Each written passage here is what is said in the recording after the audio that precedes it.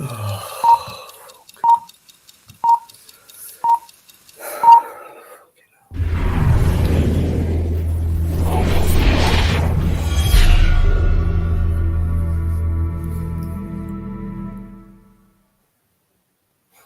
evening, guys. How you doing? Hello. Haha. We're live. If you're watching it later, thanks for having a look in. How's your weekend been, guys? Hope it's been all right. Are you looking forward to this week? Depends what's happening, right? Okay. Thanks for coming in last Thursday and Friday. I was going to do Saturday, but I was really tired. So I thought I'd give it a miss. And do tonight instead, you see? Okay. Paul Yeoman. Paul, how you doing? First in. John's there as well. Come up and see us. John, nice one, Matt. Great guy. Brilliant. John's got hangover. Oh, hangover this morning, but we're okay now, John. Her of the dog, maybe. All right. Me and Darren. Good on you. Good on you. I bet that was a good night then, John, for you. I just love seeing that father and son going out and enjoying themselves Saturday night, getting pissed, having a jolly good time. Good on you, Darren.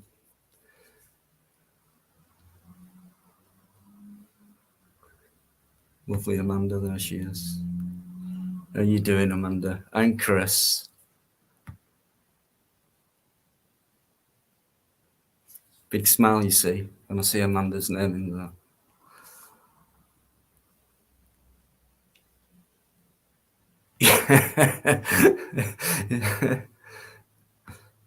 Straight back at you, mate. These two, they're like a pair of bloody... Honestly.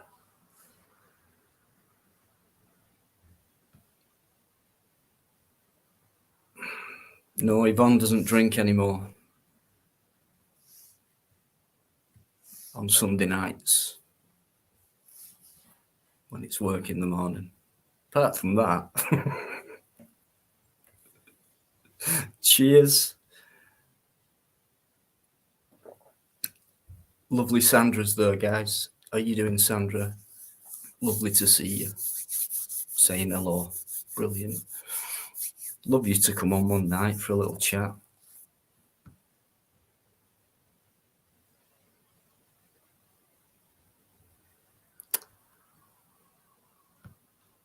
Joseph Benoit. Merci. Mange tu. Paris. Calais. I'm only messing, guys. Sorry if you can't handle me taking the having a bit of banter. Oh, what have I done? Oh.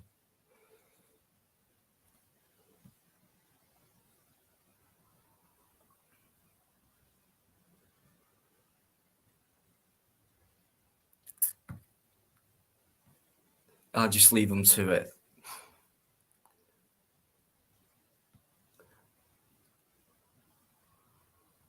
Oh, 8:26. No drum rolls. Just a shit intro. And always a minute too late. That's it.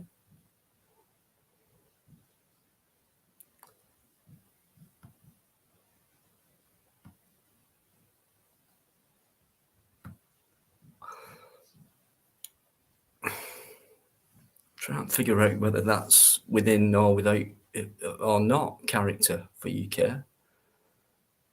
Yeah, I suppose it is really, yeah. How you doing, Neil? Sunday special, yeah, right. Could be, you never know. You don't know what's coming here.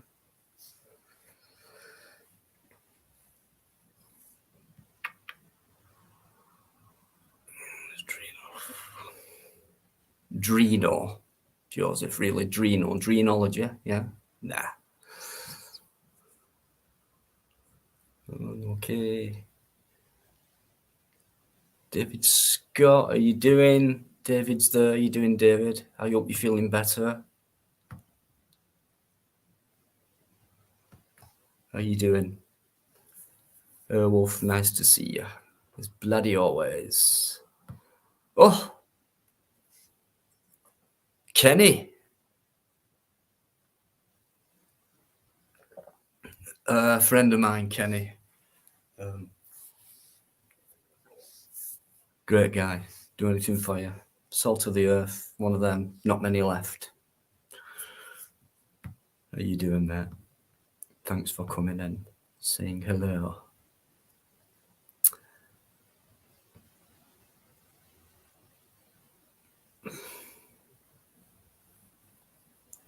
That's worse than one of mine, Joseph. Sorry, but it is. Paul Holt, how you doing?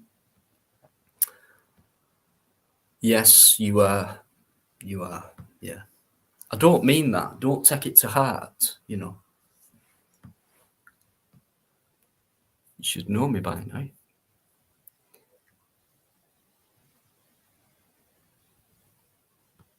Not sure what you mean by that.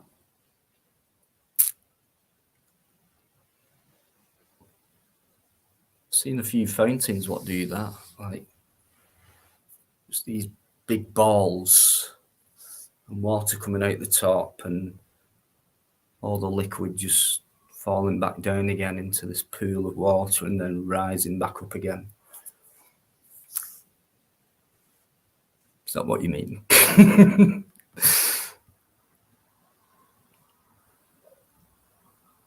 What? What have I done now? You are worse than me. Thank you. Takes a bit of pressure off.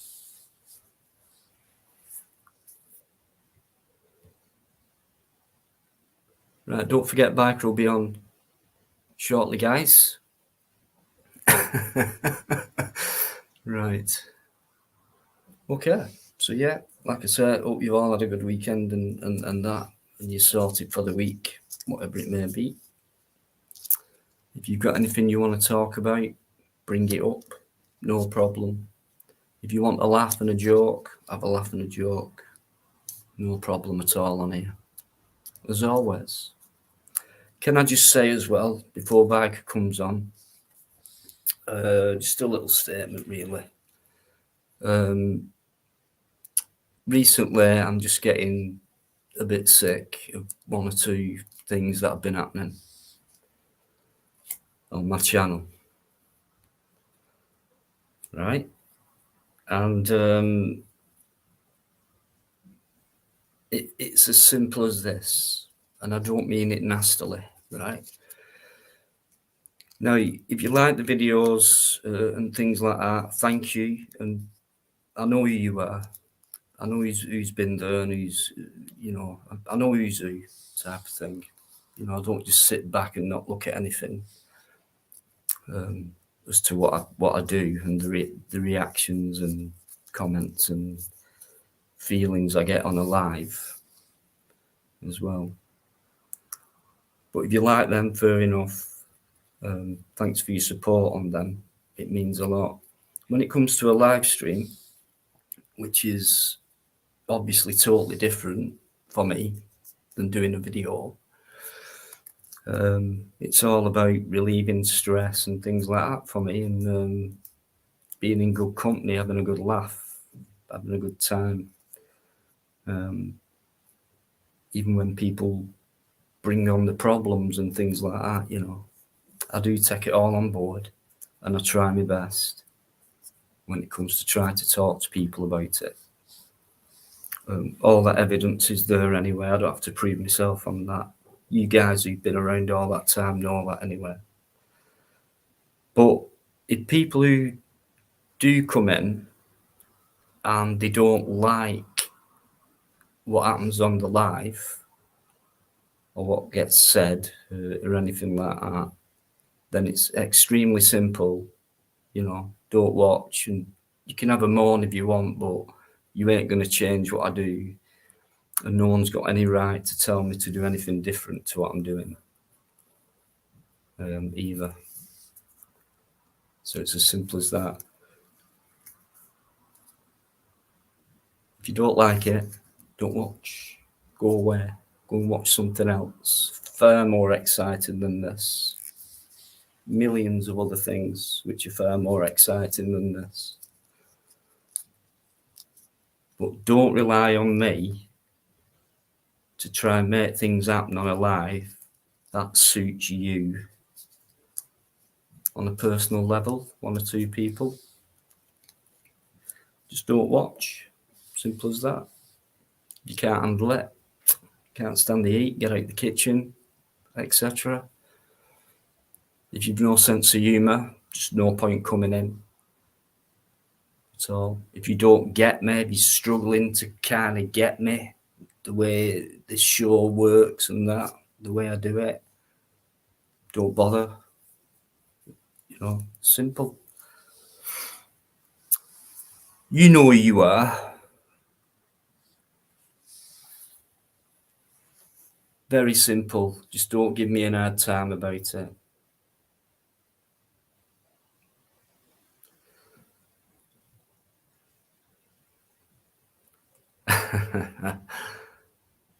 I know I don't have to, but sometimes certain people think they've got the right to tell people what to do because it doesn't suit them. Actually think they've got the bloody right. I don't know. Some snobby bastards knocking around, isn't there? Who were thick as fuck as well.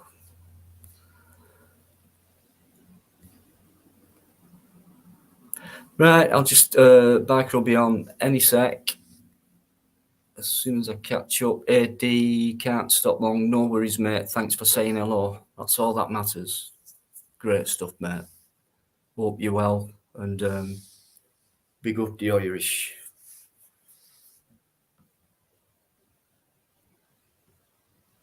Oh well, I don't give me any time about that. That's your problem.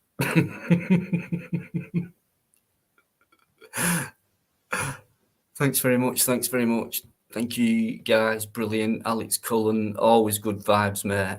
Unless you take things the wrong way in here. I won't, Joseph, I can't. Right. As they say in Wigan, right. Well, cocky. Hey up. How you doing, Paul? Biker. Paul? What the fuck Yeah, do you think Paul, you were talking to then? Yeah, I'm all good, mate. Sorry, no Paul problems. Hooks, I meant. Paul, look. Yeah, I forgot to put it up when you came on. Hey up, No. Biker. Hey up, Paul. Paul, piss off.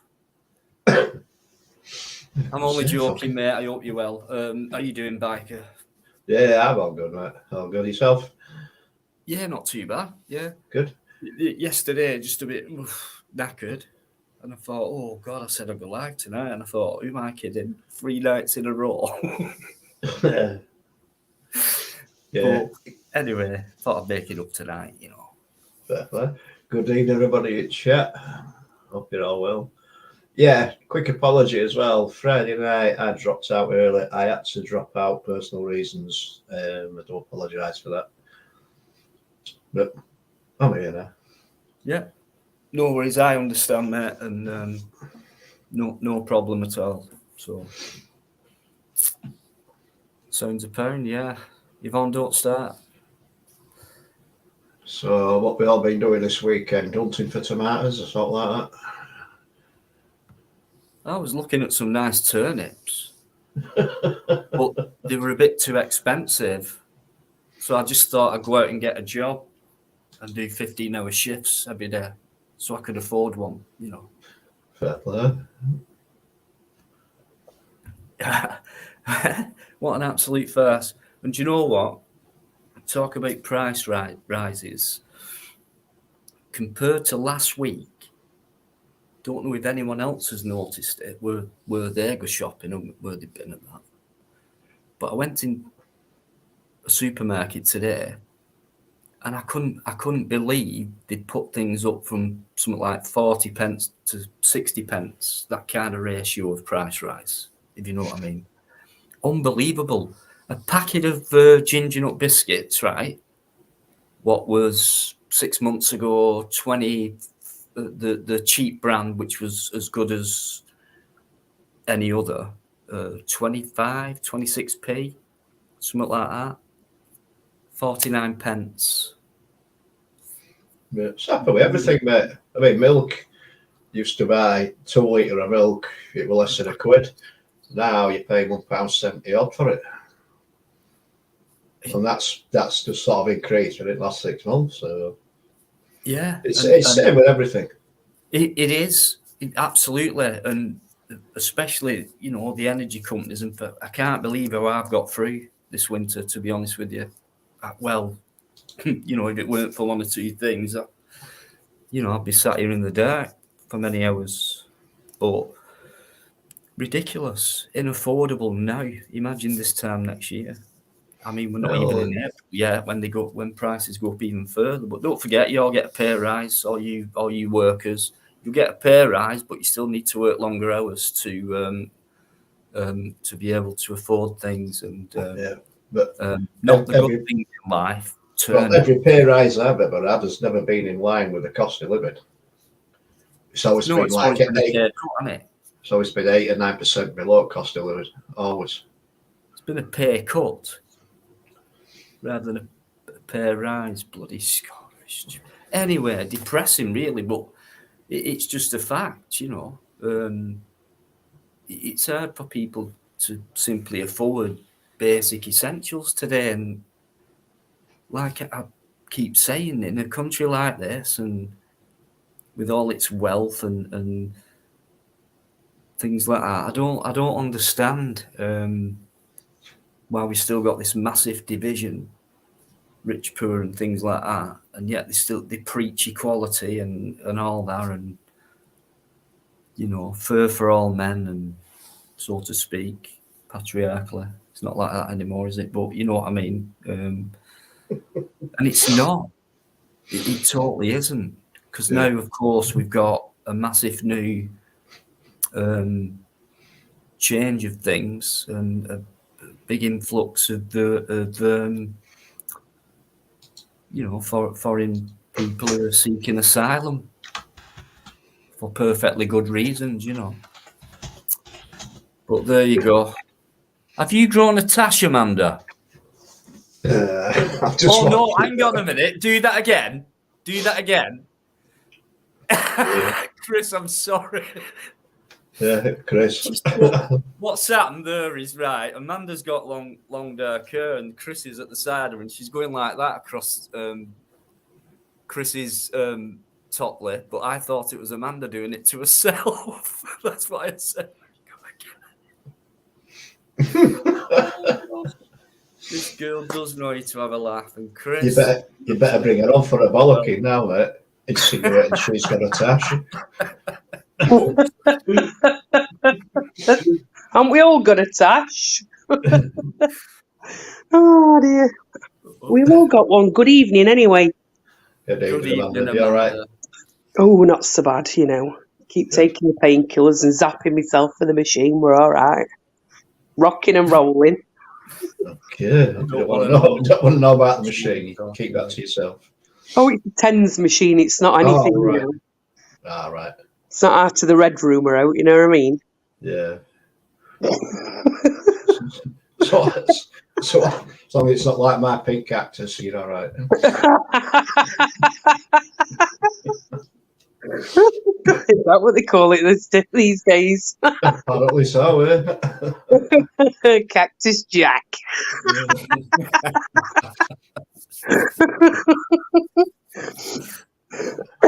excuse me. Great to hear your voice again, Amanda. Thanks for coming on. And We thought it Chris, was Saturday. how you doing? All right, buddy. I thought it was Saturday. Yeah, we thought it was Saturday. Well, what bloody land are you in? Oh, I don't. mean, seriously, it's been a nightmare because we've not gone nowhere because Ramanda's back. So, like time just disappears for a bit. And when we seen it come up and we said we'd be on here, because Right. if you remember on Friday, when you were on, we said we'd be on. And I forgot and missed a day. Yeah. Because you said you were coming on Saturday, but obviously you said I know, I'm sorry. that you were tired. And I get that. Oh, yeah. I get that. It's just us, with our time I'm in demand. Is that what it is? Why? We just start to pop with time and days. Who cares? It's all about now, innit? Exactly. Oh, God, we all lose track of time, though, don't we? Gosh. Well, it's quite easy to do, innit? So hence we haven't been out anywhere. I wanted to get out filming, but unfortunately it wasn't to be. Well, can't do it all every day. I mean, have you got anything planned for this week? Maybe, no. or is it top secret? No, I've got nothing planned because I don't know how I'm going to be from one day to next right now. Ah, right. Okay. We have got some. I've got some in the bank, if you know what I mean. That we need to edit and sort out. I know where you're coming from, Amanda, on that one. Yeah. You never know, do you, when you need these bank items. You'll be out there. Exactly. When I can move a bit. She's like a robot at minute, mate. I tell you what, when she puts that tens machine on and I start turning it up, she starts breakdancing, mate. Don't put them images in my head, Chris, please. Hi, James. Listen, Chris, every time she twitches, at least you know she's still breathing, don't worry. Exactly. Yeah, James. Yeah, it's true. Oh, I've had it on and off for years. UK transparency, you get used to it after a while, don't you? Hey, James. Good to see you. So it's Amanda, you know what I'm like, asking bloody questions. I mean, but what exactly is it? Is it just a bad back, or is there any I've got damage in my back. I've got spondylosis, which is basically damage in the discs. Okay. And osteoarthritis in it. Well, we all know someone who's got arthritis, and we've all seen that bloody pain they give off when they're suffering from it. My mum had it, even just her brother as well, my uncle, his hands are, how they're all crooked and That's rheumatoid, isn't it? Rheumatoid. But he's there. He walks everywhere.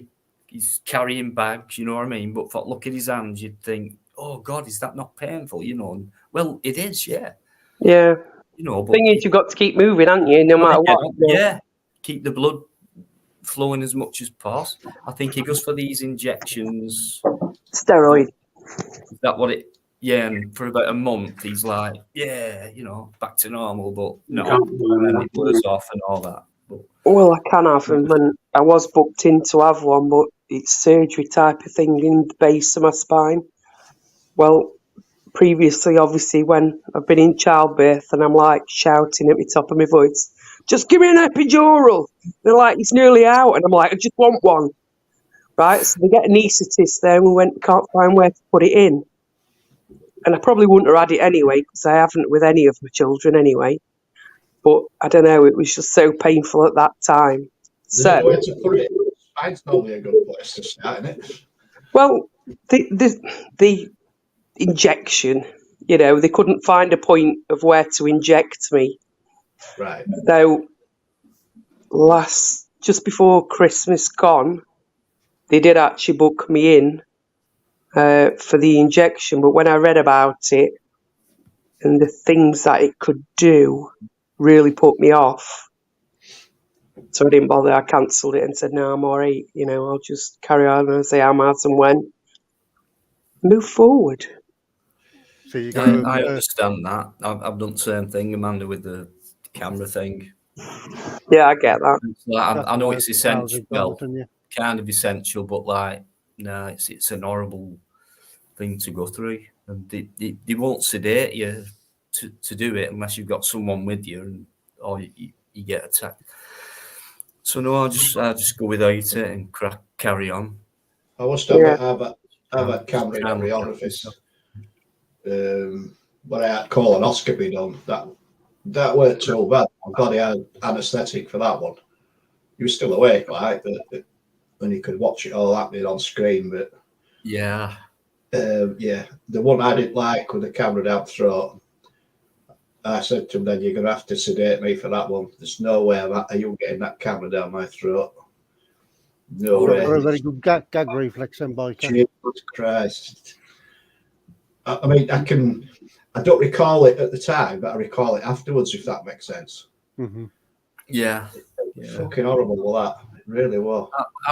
I had it down to, you know, both ends, and that. Not saying one word.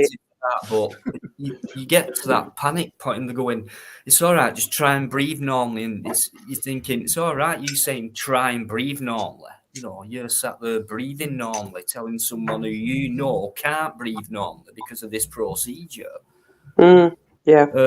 And it's very difficult. You think you bloody, you choke. You think you bloody suffocate at some point. You panic, and adrenaline and all that kicks in. You just want to go and pull it out. Well, thing is, you know, when you're having that procedure as well, I mean, I've been with a few people to have that procedure done, and you can't actually go into the room with them, can you? No. So you have to wait outside. So even somebody you know talking your way through it might help, but you can't. Mm-hmm. No, there's no way I want to go through that again. Like I say, I was sedated. It's okay, you're still awake, but like I said, I could remember everything after the effect, not during. And I just, yeah.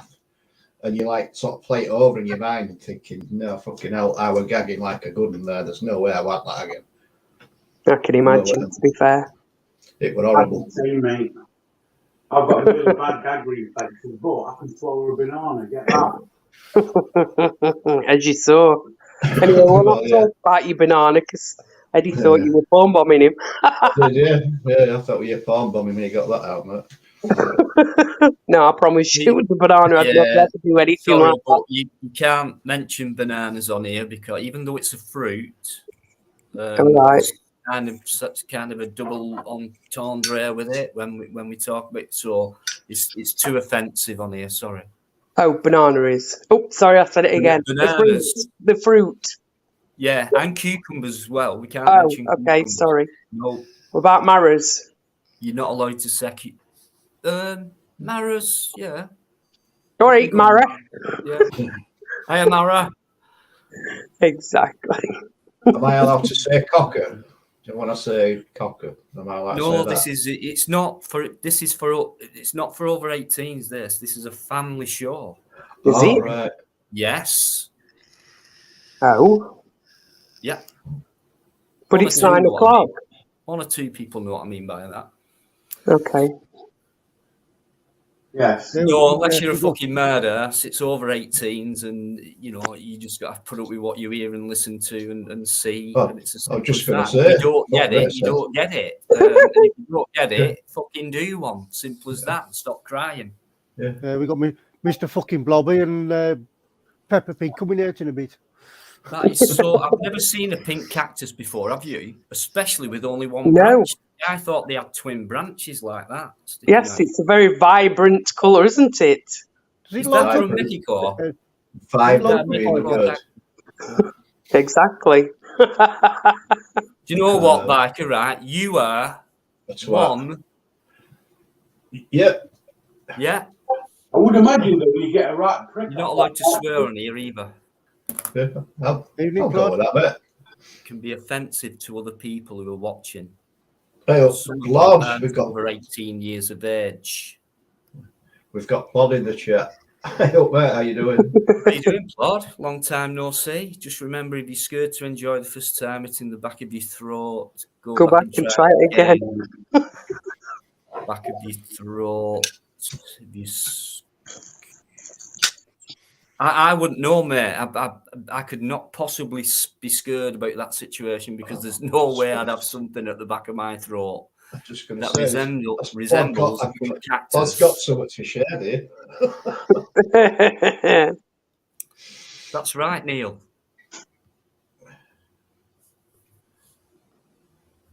Yep, it does. Yeah, how you doing, Claude? Good to see you in the chat. Good to see you. Yeah, that was painful, weren't it? All that conversation. Right. Anybody got anything? Yeah, I'm just thinking my pink cactus might become synonymous with my name. I might have to change my logo. I'm going to say, is it ready for pruning? Yeah, take the skull out and put that cactus in. You could put it across it. So you prefer it horizontal then, Amanda? Yeah. Oh, you know. Sorry, I didn't mean any harm by that. You know. Oh, I know you didn't, darling. You by that. Oh, I know that. You don't need to explain, Dino. Oh, really? Oh, thank you. Feel relaxed. Only you, some of you know. Bike a 12-inch Pinky. I don't, Neil. I don't. Hiya, John. Very good evening to you. Hope you're well. Evening, John. I see you chat earlier. You must have dropped off again and come back in. Nice to see you, mate. Apparently, he had hangover this morning, Amanda. Bless him. Him and Darren, him and his son going out on the Raz last night. Who, John? John and Darren, yeah, father and son on the Raz. Dear. I don't Saturday know. night as well. Hey, I tell you, Shocking behaviour. better life than we've got here. We didn't even know what friggin' day it were. He gets younger. Making a poster for an event, sorry. Neil Robinson, you've got link from what's the full stop after the S? It's bikers, toys. There's a full stop between it. You've got it quite wrong. Just a little bit wrong. What's that, John? What event's that? Anything, what? Serious or protest or? How many pints you can drink in night while you're making it? Yeah. Good evening, Gaz. That protest in Skegness went well, though. I watched video. There weren't no trouble out, and there were quite a few turned up. About 400-ish. That turned up. What was that for? That was from the migrants? Aye.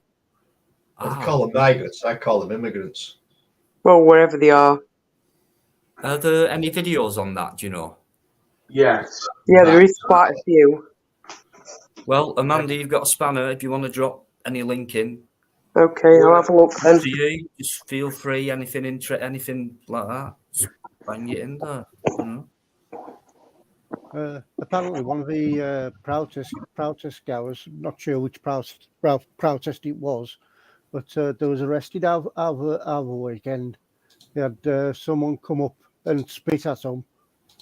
Well, spit on them, and so they pushed them away, and the police arrested them for pushing the person away from them. I saw that. That were Base Welshman that filmed that, weren't it?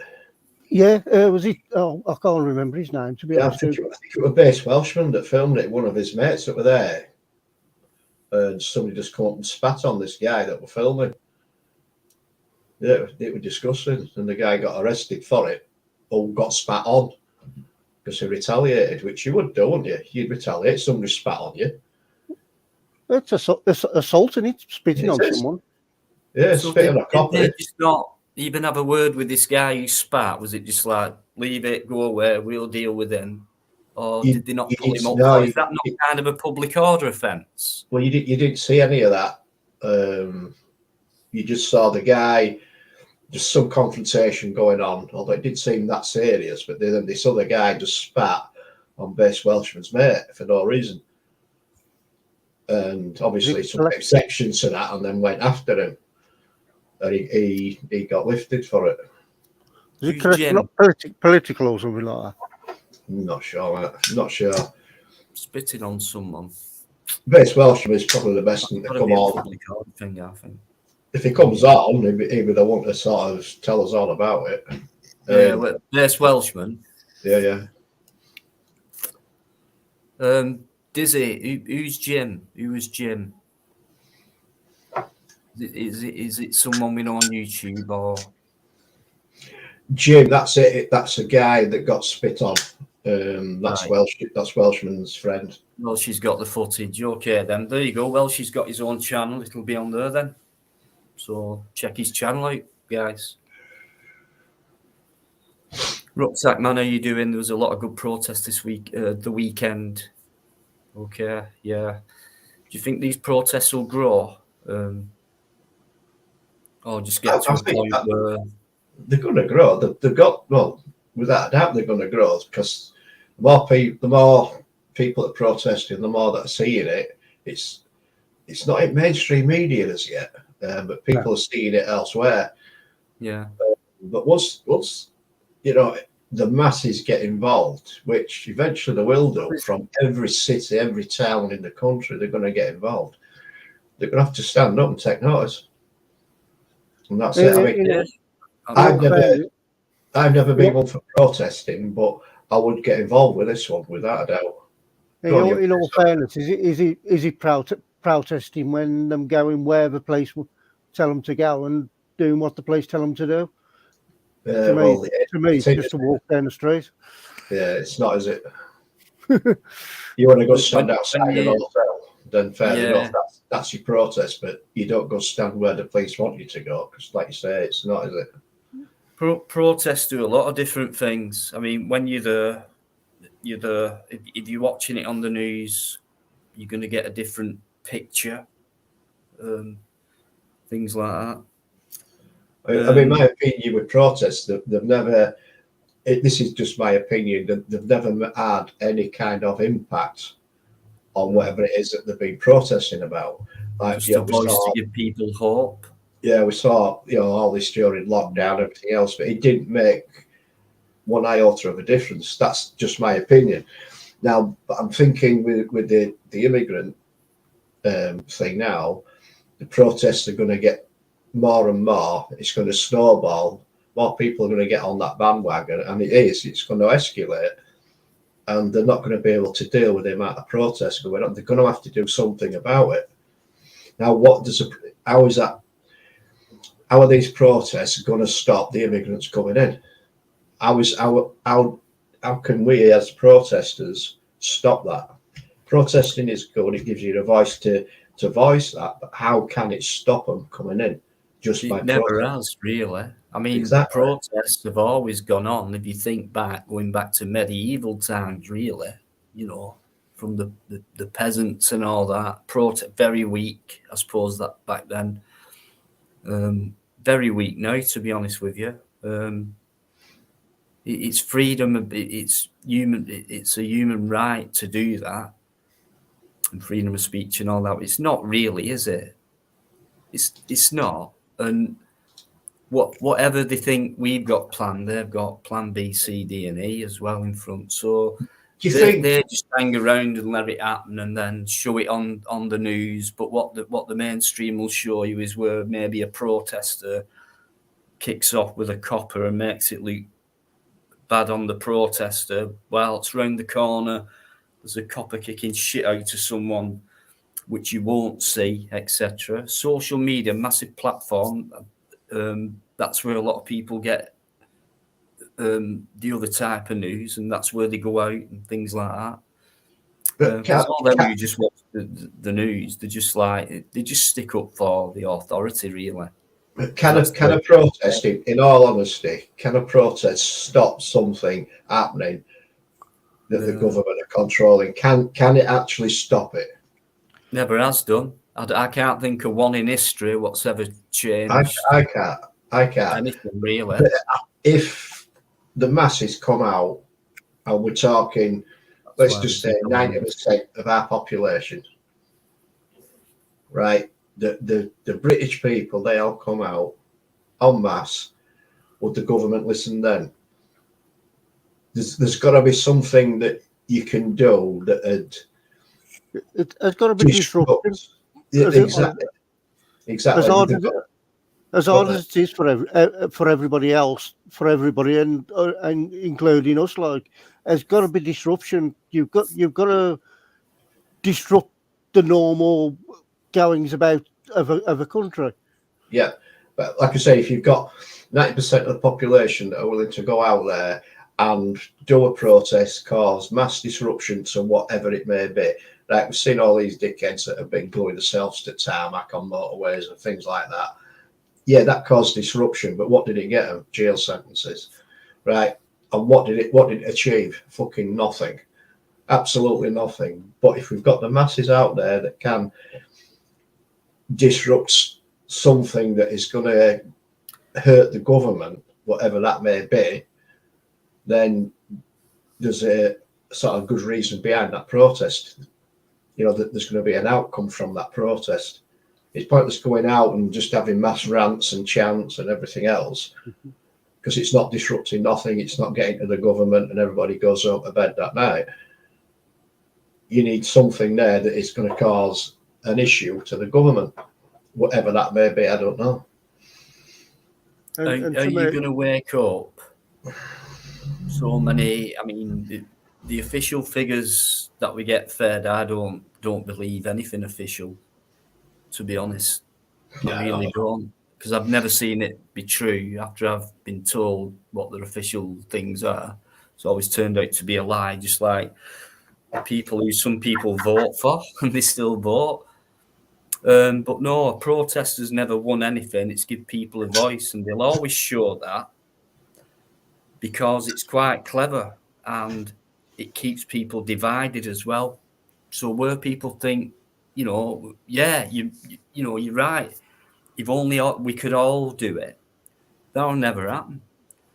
Because how do you undivide everything? How do you make it one again? Until you make it one again, you can't expect that country or that religion or that culture to join in together as one to defeat what's going on, which is how we could do it if it were that way. But that's going to take decades, if not longer, or maybe never, because there's been too much division for a couple of thousand years or whatever.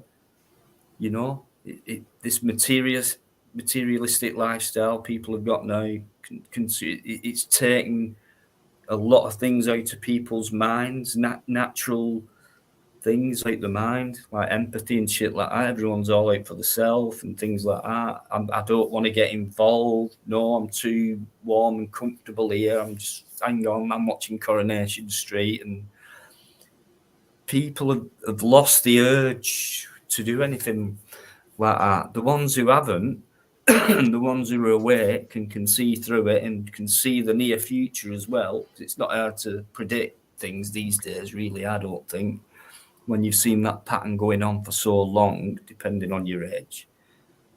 You know what I mean? I just don't think that will ever happen. That's what it will take to do that. But where'd you start with that? How'd you get, just using an example as a kind of metaphor, when the real Labour Party were in and the real unions and things like that, and bad working conditions and not good enough equipment, all that, tools down, we're all walking out. Yeah, and they all did. And then you got the odd one or two. Same with picketing and the coal strikes, things like that. There were always one or two who were too scared not to do that and still try and provide for the family. So that was hard for them. But most of them who picketed and striked and things like that and rebelled, they must have been thinking, well, obviously you're not asked then.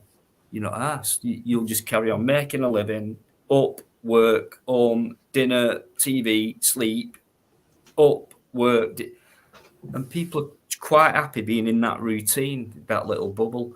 Well, So there's that's no what happened way in the strike, wasn't it? we could get, let's say there is whatever billion they say there is on this earth. Fuck knows how they calculate all that shit. So say there's 5 billion. Out of that, you might get 250,000 people who want to do something about it out of billions. It's just impossible. No one's making a start on it. People are talking, okay, maybe that's the start, talking about it. 20 years' time, people might look back at this and think, God, yeah, if only we'd have done that back then. But then it's too late.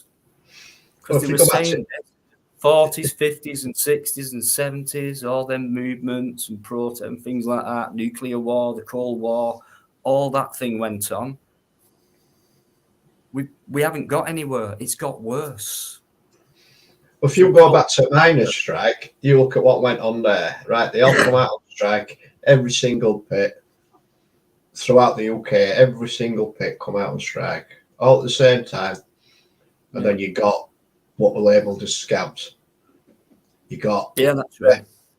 They were busting separately and what have you. I mean, the majority were out, so there were no product getting out. There were no product being mined. It was just what were stockpiled that were being moved. And I reckon that these so-called scabs, they were paid to keep that going, no matter what their position was. They got offered that chance. Now, my next door neighbour, he used to be a pit deputy. And I know when he went on strike, when miners were on strike, he wasn't. And he's known throughout the village as a scab, and he's still known that to this day.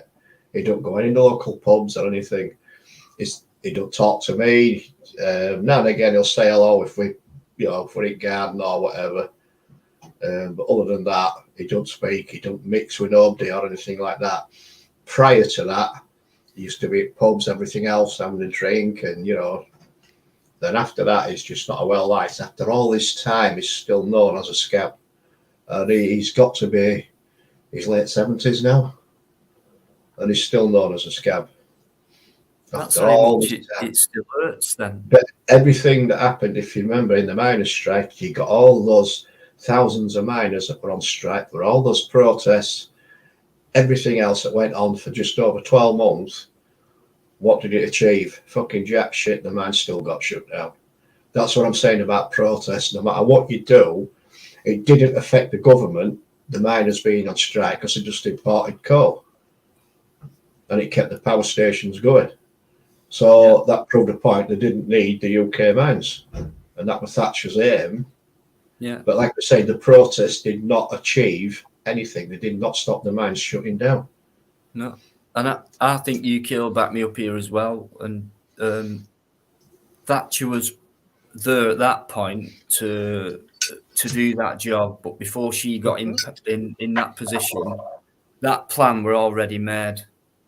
The agenda were there, mate. The agenda were there. Then they'll let you protest, knowing the job's already done. Protest all you want. You're not going to get anywhere. But it'll work in our favour, actually, because like we do ourselves, mainstream media, this is what we do. And if we show you lot giving people a voice, because most of them are fucking sat at home watching Coronation Street and shit, then you're giving them hope as well. So we'll show you them. We won't show you that copper kicking shit out to someone, but we'll show you these people getting on with the cops and they pat on the shoulder. And I've seen it. I've been there. Fucking seen mainstream. I've seen crisis actors and everything get involved. Yeah, I mean, look so at they're always a generation or two in front, and it makes it seem like everything's what they're doing is like, oh, just come about. It's not. It's been. They've got to be way in front. That's why they're in power. Well, very smart. Maybe that's the thing then. Maybe we should start planning how we can get in front. I mean, in all honesty, when we're in EU, and it makes economical sense. If you can buy cheaper, you're going to buy cheaper. Right, and it sustains the economy longer because you're buying it cheaper. Right, because we were producing coal, let's just say £5 a tonne, but you've got Poland producing it at £2 a tonne. You're going to save £3 a tonne, aren't you? So you're going to go to Poland and buy coal, which is what they were doing. Yep. And that's it. So they save money that way. And the amount of coal that that the industry were using is a massive amount. So they're going to go for the cheapest option, and that was part of what's been in the EU. That's right. It was all about that, and like it is now with fruit. But don't forget about old England. You know, I'm only being kind of patriotic about it here because what I experienced as a kid was real. I never felt anything other than Englishness and things like that. I'm not being biased towards any other culture or country or anything. It's just like brought up in England. There were Union Jacks. It was all about the Queen this, and I couldn't see anything foreign, if you like, until I went to school, and then it was a bit odd because guys our age, there was one person who were, and people would stare and look round, and they'd get, they were under pressure. They got bullied and etc. and things like that. That's what I saw with a couple of Pakistani kids who came in, Chinese, even these American brothers from New York.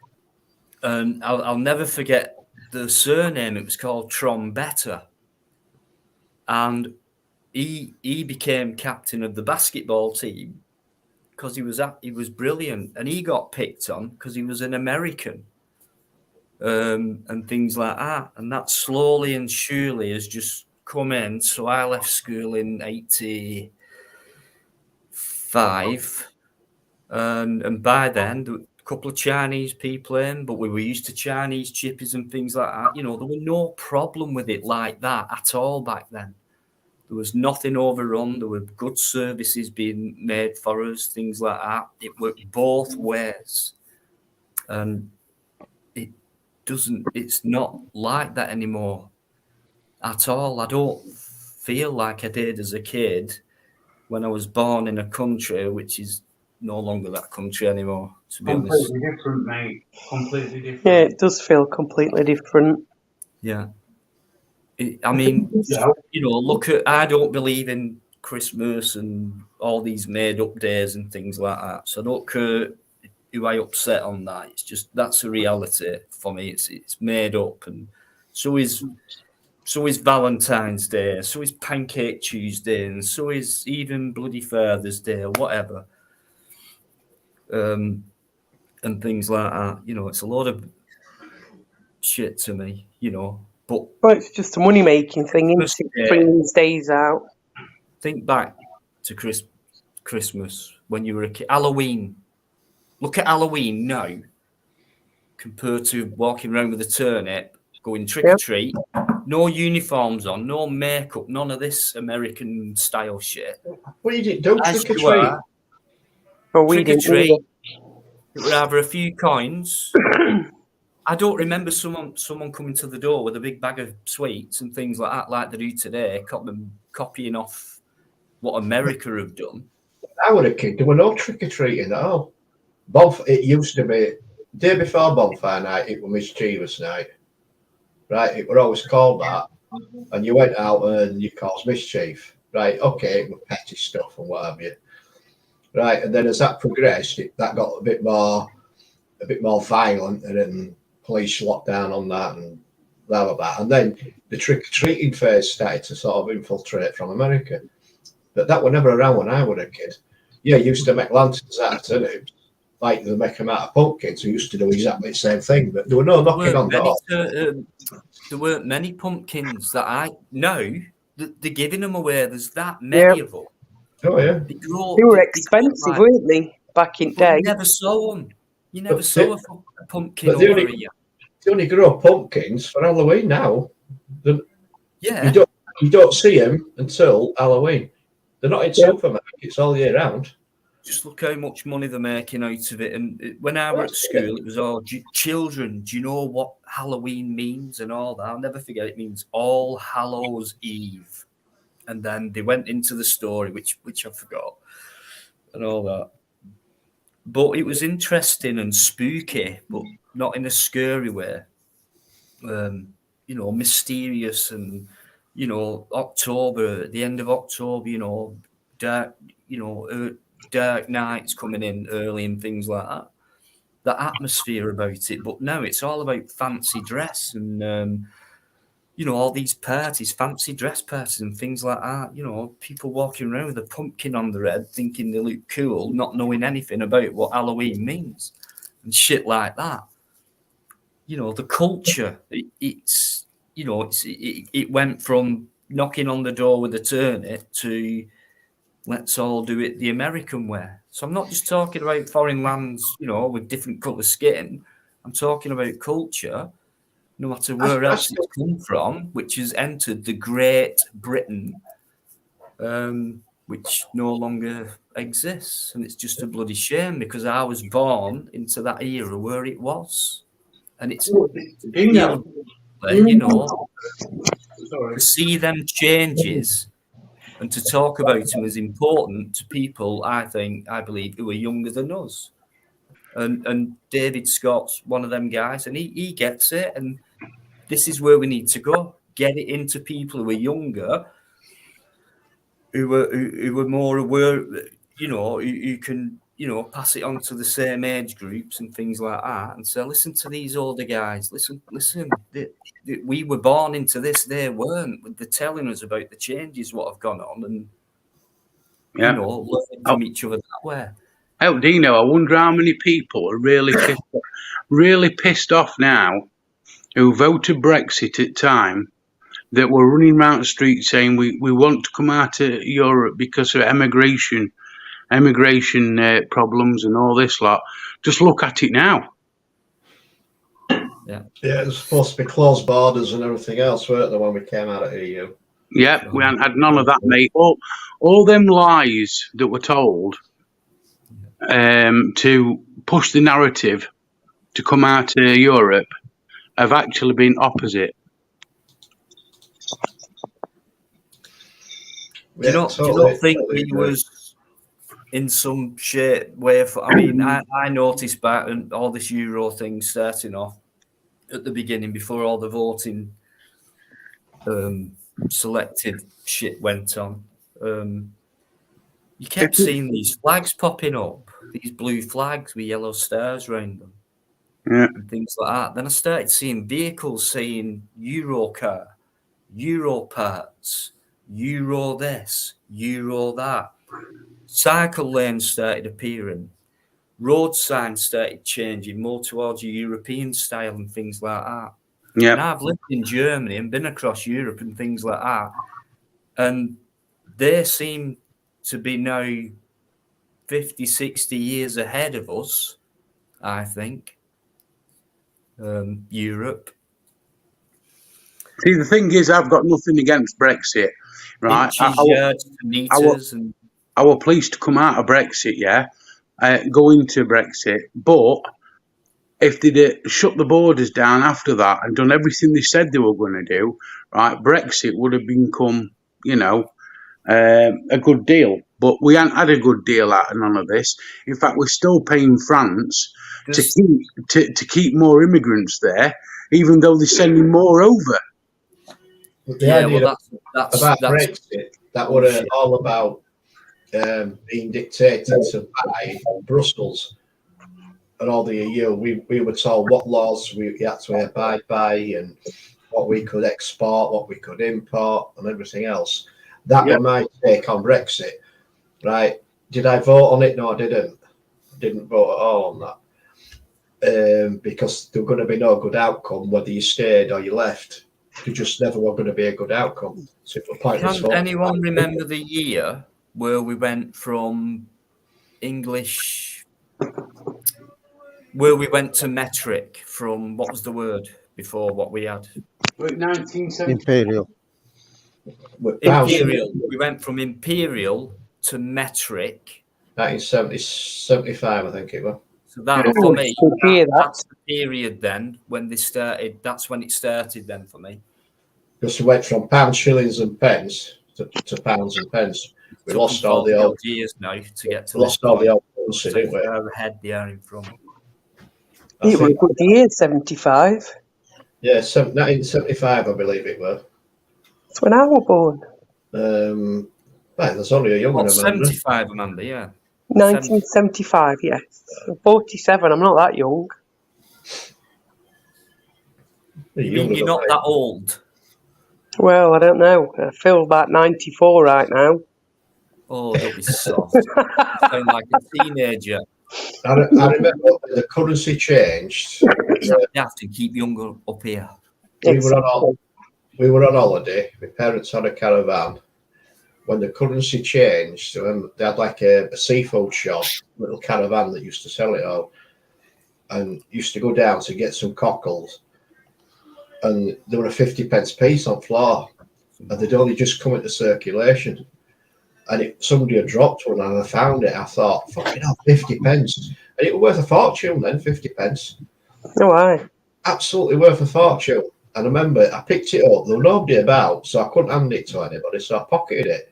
And I remember buying me cockles or whatever it was I bought. Might have been prawns or whatever. And I bought them. I went back to caravan with that and I showed my dad it. He went, "Where did you get that?" So I found it. He went, "Bloody hell, says, no machine took them or anything like that." And it was brilliant. And I kept on of that for a couple of years. It only 10 bob. 10 bob, 50p. I can remember halfpenny. I can as well. I've still got some. Yeah. We have somewhere or some other. I've still got some old sixpences, some old Halfpennies, bits, old Yeah. pennies. Yeah, crowns, pennies. tanners, bobs. I Oh, I think got mine. I've got a £5 note. Shekel. The old, Anyone remember got the a old- shekel? remember the old white £5 notes? Shekel for a cripple? Yeah. Yeah, I've still got one of them somewhere. 71 James. Well, whatever. You know, 71, yeah, I knew it were around then, For James. me, why did it change then? Why did we have to change that? James, you're a year older than me, mate. Because it was to go in line with Europe, mate. That's it. Thank you. No, I was talking about the thing. Oh, I'm going to say, I was 1 year old then, mate. Because if you remember, when it all changed, it weren't long after that, we ended up joining the common market, which were Common mid-70s. market, absolutely. And then the Commonwealth, Canada, Australia, all them. Commonwealth were different, mate. The common market were all part of what became the EU. Yeah. Right, that's what the common market were about. We joined that and nobody had a say in it. Yeah, Nobody at all. I flew off, but we joined something else as if like we don't, like before it was just Great Britain, that's it, us, that's it. We didn't need them then, Commonwealth, common market and all that, Europe and things like that. So no more independent, but yeah, where'd the flag and all that. It's all gone now. Shame, really. Yeah, I remember my granddad kicking up a right fuss saying, "Why would we want to join the fucking common market when it was made up of people that were for the World War, they were fighting with the Germans. Why would we want to go into common market with them people?" So there's a generation then, and after the Second World War finished, where Europe tried to do it back then in that way, another generation later, that's when they started doing it again, but without bullets and tanks and shit. That's how far ahead they are for me, honestly. Otherwise, they'd waver overnight. Well, they always wanted one particular entity to be in control of the common market stroke EU as it became, right? And why specifically did it end up being Brussels? Why was everything discussed in Brussels? Why was every law arranged in Brussels? Why not in UK? Why not in, you know what I mean? Does anyone believe in a new world order? And don't take that title as being oh God, what about a one government? There's one table, there's one cabinet, how do you want to put it? All these major governments are off little branches from the guys, the main guys. I think more decisions need to be made locally. Never mind taking them further away. I mean, we've seen loads of times of problems where London is making decisions for what's happening up north, and that's exactly it. Yeah, I just see it in some kind of ranking where you've got your managing director, and then you've got your directors and your executives and things like that. Then your managers, then your assistant man, and it goes down like that. So for me, from the owners stroke, the masters of it all, you've got the most powerful people underneath you, which are like the British, the Americans, the Russians, all them top guys. Then below them, you've got the lesser leaders and things like that. The countries with the lesser economies and things like that. The ones with less power, because these guys at the top, they're an elite within themselves, but you only have to answer to the one table, the government, the order, the ones you don't hear, you don't see, or anything like that. They get these guys to do it for them, i.e. a prime minister, a president, a dictator, etc., etc. I mean, the biggest conglomeration out there. Isn't the biggest conglomeration out there NATO? NATO is just another branch of part of a powerful government. Exactly, but that isn't that leaders tell them what to do. Isn't that the biggest conglomeration out there? Is NATO? Right. Okay. Part of I'd say it was the WEF, to be honest. Right. There you go. There's your answer, isn't it? So NATO is controlled by something bigger than NATO. Yeah, I think every government, every organisation is. Well, why do you think Ukraine's not allowed? Including Russia. Why do you think Ukraine's not been allowed to join NATO? NATO's a masquerade. It always has been. There you go. What about Turkey? Why aren't they?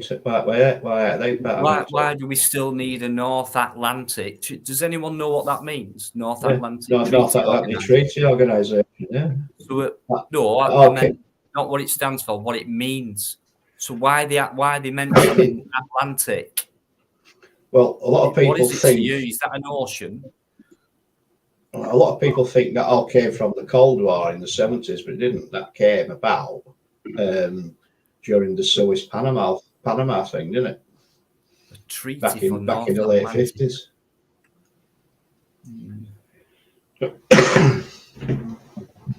Anyway, I'll just have a minute, guys. Thanks very much. I have put the link in not long ago, but I know a few people have come in. Honestly, guys, sorry if I go off on. Indigo Wings has come in. Right, Taxman, how you doing? Right, I hope you well, mate. Hope all's chill. David Scott, Indigo, Yvonne. Unfortunately, he's still in there.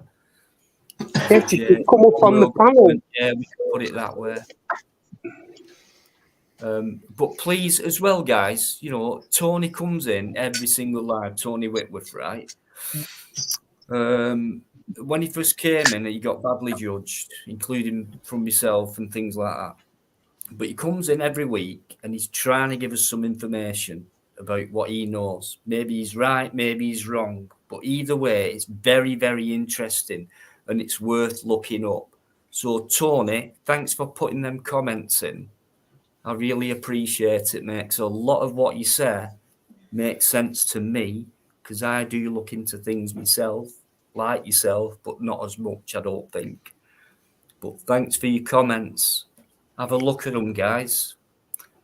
Right, thanks for your company so far. Just give me a couple of minutes. There's no one else backstage. If there is, Biker can bring them on. No problem at all. Sort it out, mate. Thank you. Oh, crack on there, mate.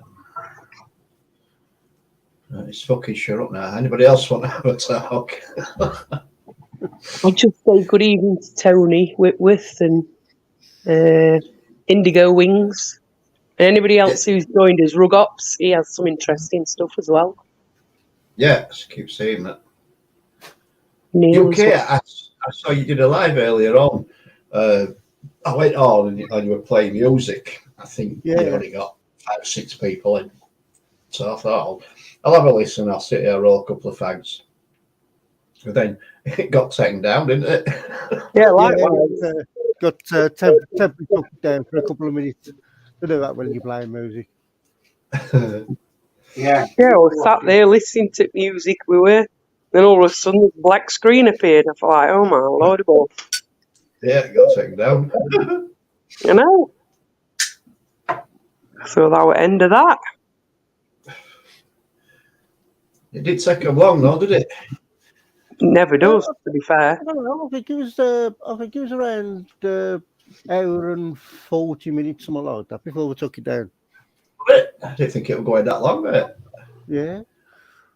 Yeah. They do say, right, I don't know whether it's true or not, but they do say if you speed the music up a bit or slow it down, the algorithm won't be picked up.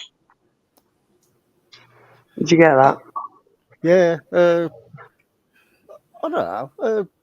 To be honest, it's the first time I've ever had that problem. I've seen it happen a few times on other streams like that. Right, there's a guy out there. I mean, I watch him. You might have heard him. We call him Tricky Bricky. Right, he does. Yeah. This, or whatever. And the music he plays, you know, it's from his sort of era and what have you. He's a lot younger than me, but I still like listening to it. But what he does, he talks over it now and again, puts a different video clip up or whatever, and it ruins all the algorithms of what's actually being played. And then it don't get taken down. He's got it sussed as that guy. He's had one or two taken down where he's not done it throughout like a full song, if you like. Yeah. But if you ever watched him, he'll come in, he'll put a clip up, a dance clip that's been shown while the background music's still playing, or he might say something or whatever. But he's got it sussed, and he knows that they aren't going to get taken down. And I think that's the way to do it. If you're going to play music, just speak over it, you know, for a few seconds. Yeah. And then It's the same if you're using other people's videos, and it's if you're doing like a reaction video to their video where you're constantly near enough to constantly talking over it, then it sort of gets past the copyright thing, doesn't it? Yeah. It gets past the fair use, but there's a lot of people out there think that they can just clip a video, play it, put it on their channel and play it. That ain't classed as fair use because you're not doing any kind of narrative behind it or whatever, or however you think. You can put something on screen saying it's blah blah blah and whatever, but unless you're sort of talking over it, whatever, it don't work like that. But a lot of people still quote the copyright laws for the United States.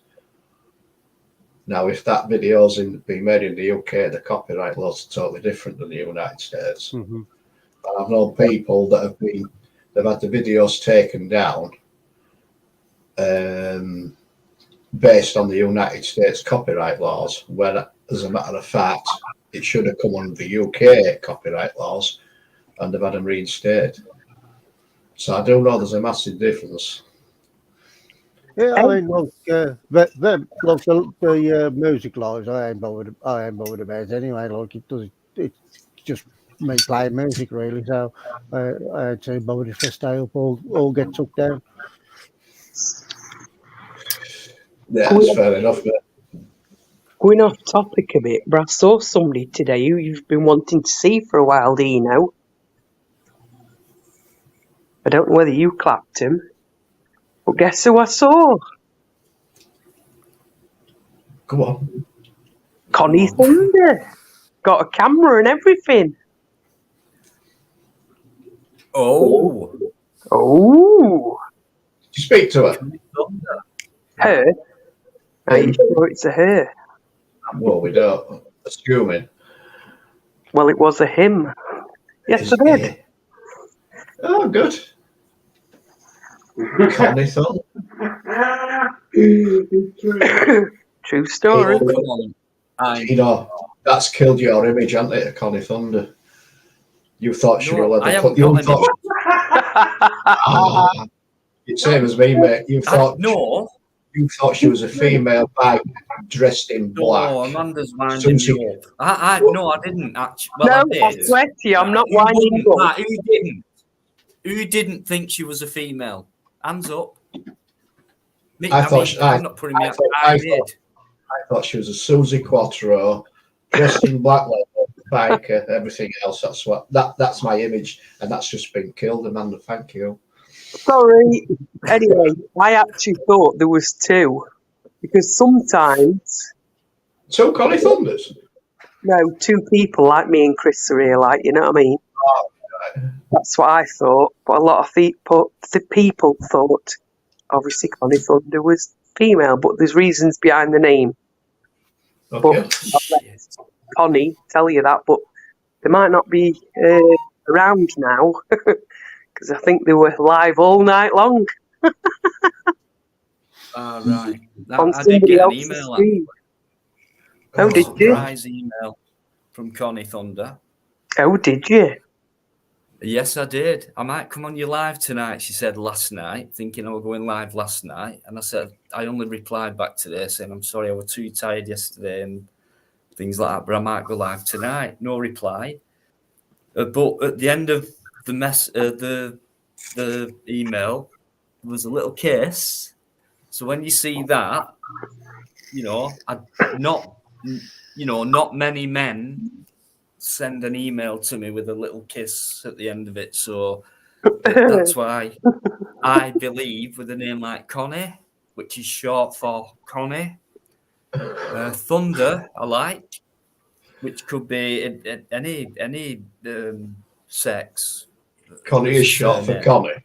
Which isn't real word, is it? Slack. Connie, yeah. Short for Constance. So, hey, I have lots of gay friends on here. What anyway. So, but I don't even think he's gay. Well, why would a man put a kiss? Well, just to keep the sort of facade going, you know what I mean? You're winding me up, ain't you? No, I'm really not. He was on Laura. It's a man's name as well. Thanks, James. No, right. Well, I was confused. Well, it's a nice. Right. Nice who else thought gone Thunder was a man? Cornelius for a man. Bloody hell, that's a posh name, isn't it? He won Laura Lou's. Yeah, he won Laura Lou's last night. So if you watch your video, she went to bed and left Mr. Crinkle and Connie in charge. What? Oh. True story. Connie went on live. That's what channels do. They just fuck off and leave everyone else to it. That's the way. He went on a panel. Yeah. Yes, we were on little Laura Lou's. Right, I'm gonna have words with him or her. Next time I see him or her in here, I'm gonna get him or her on the panel. It's definitely an him. Definitely. Oh, it's definitely a him. He was full. Well, until I hear Connie speak, I'm still going to stick with my Susie Quattro image. Okay. For now. Well, just be warned then. I don't want to go. I can't go to my Lemmy image. That's not good. Well, let's face it, if we hadn't heard Biker talk, we wouldn't now, would it? Would we? Because Eddie's a male or female, isn't he? Yeah, it is.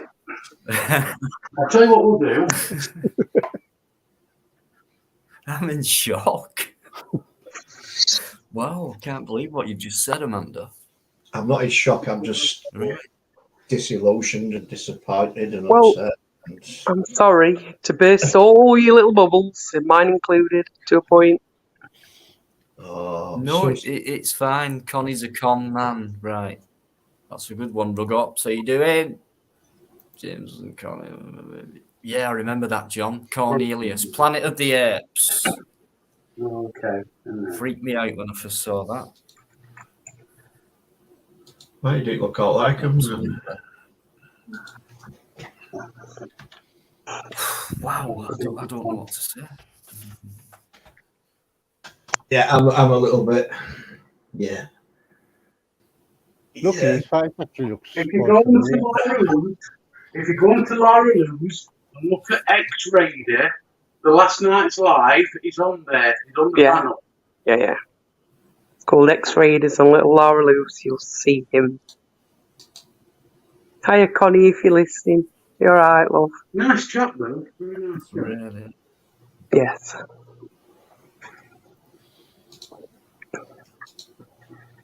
I'm going to have words. Definitely going to have words.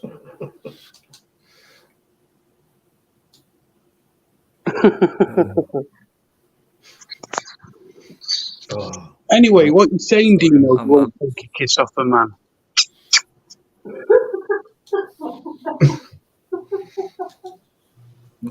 What was that? Sorry. Oh, we didn't hear you. Because No, I was reading something then. Sorry. I said, what do you mean you won't take a kiss off a man?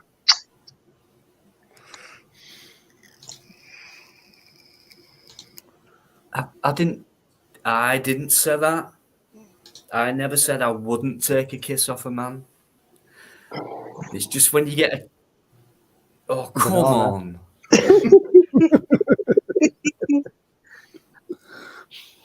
I prefer cucumbers myself. Hey, they're not the dumb thing, are we? We're not allowed to talk about those. They're like buzzwords, aren't they? Just so that I get a kiss. Sorry, off I my forgot. son. I get a kiss off my son every time I see him off my grandsons. So yeah, don't bother me. Well, all right then. I didn't know, did I? Yeah, it's not a tongue. Yeah, Connie, you gorgeous guy. yeah, it's not a tonsil. It's not one of I them hope kisses you where did you it. tip your tonsils. But yeah, All right then. Well, I didn't know, did I? yeah. You never send me a kiss when you fucking email me. Poor old Dino. Poor old Dino. How many people thought that was a guy? Come on, be honest. I did. No, I didn't. Thought you were female. Well, Connie Thunder, you fool me. Thunder, if you ever come on here, you're going to get lightning. It's like my logo. So, yeah. You said you'd come on, so get on. You need to explain yourself, actually. I know you watch this back at some point later. He'll tell his story. He will tell his story about the name. yeah, he will explain about the story. I'm not going to do all that. Very intrigued now. I want him on now. Can't let this go now. I can't. Connie. I want him on now. Have you seen Tony's comment there? 5 girls being suspended from... Hang on, my eyes weren't working. College. Astor College. Dover, after they protest against regular sexual harassment by migrants. This is just not happening there either. Oh, Dover. Dover. Clearly this college is putting the safety of girl students to protect rapists. True story, because I had a guy, I don't know, a few weeks ago, we moved my garage from Nottingham, and we were discussing this situation, you know, with the migrants in the hotels all in Nottingham yet again. And he said, you know, some of the parents have got like these, you know, like high-vis jackets, but in blue, to escort and watch the kids go into secondary school because they're getting harassed yet again by migrants wanting to touch their breasts, we'll say.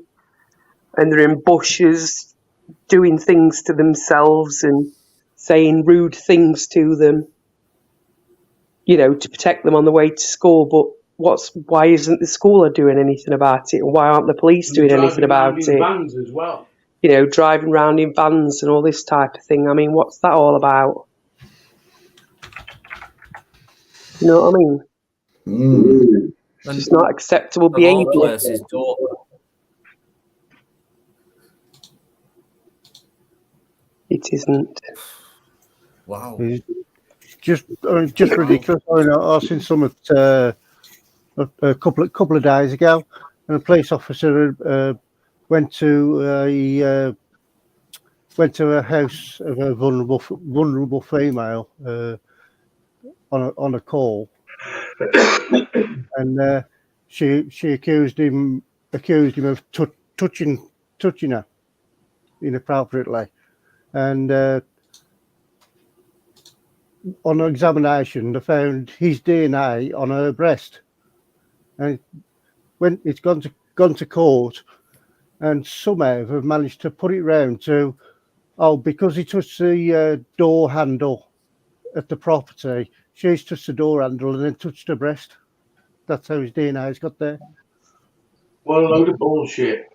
Wow. That's what I mean. I says, well, in that case, wouldn't that mean that thousands of cases in history have got to be re-looked at if that's a possibility?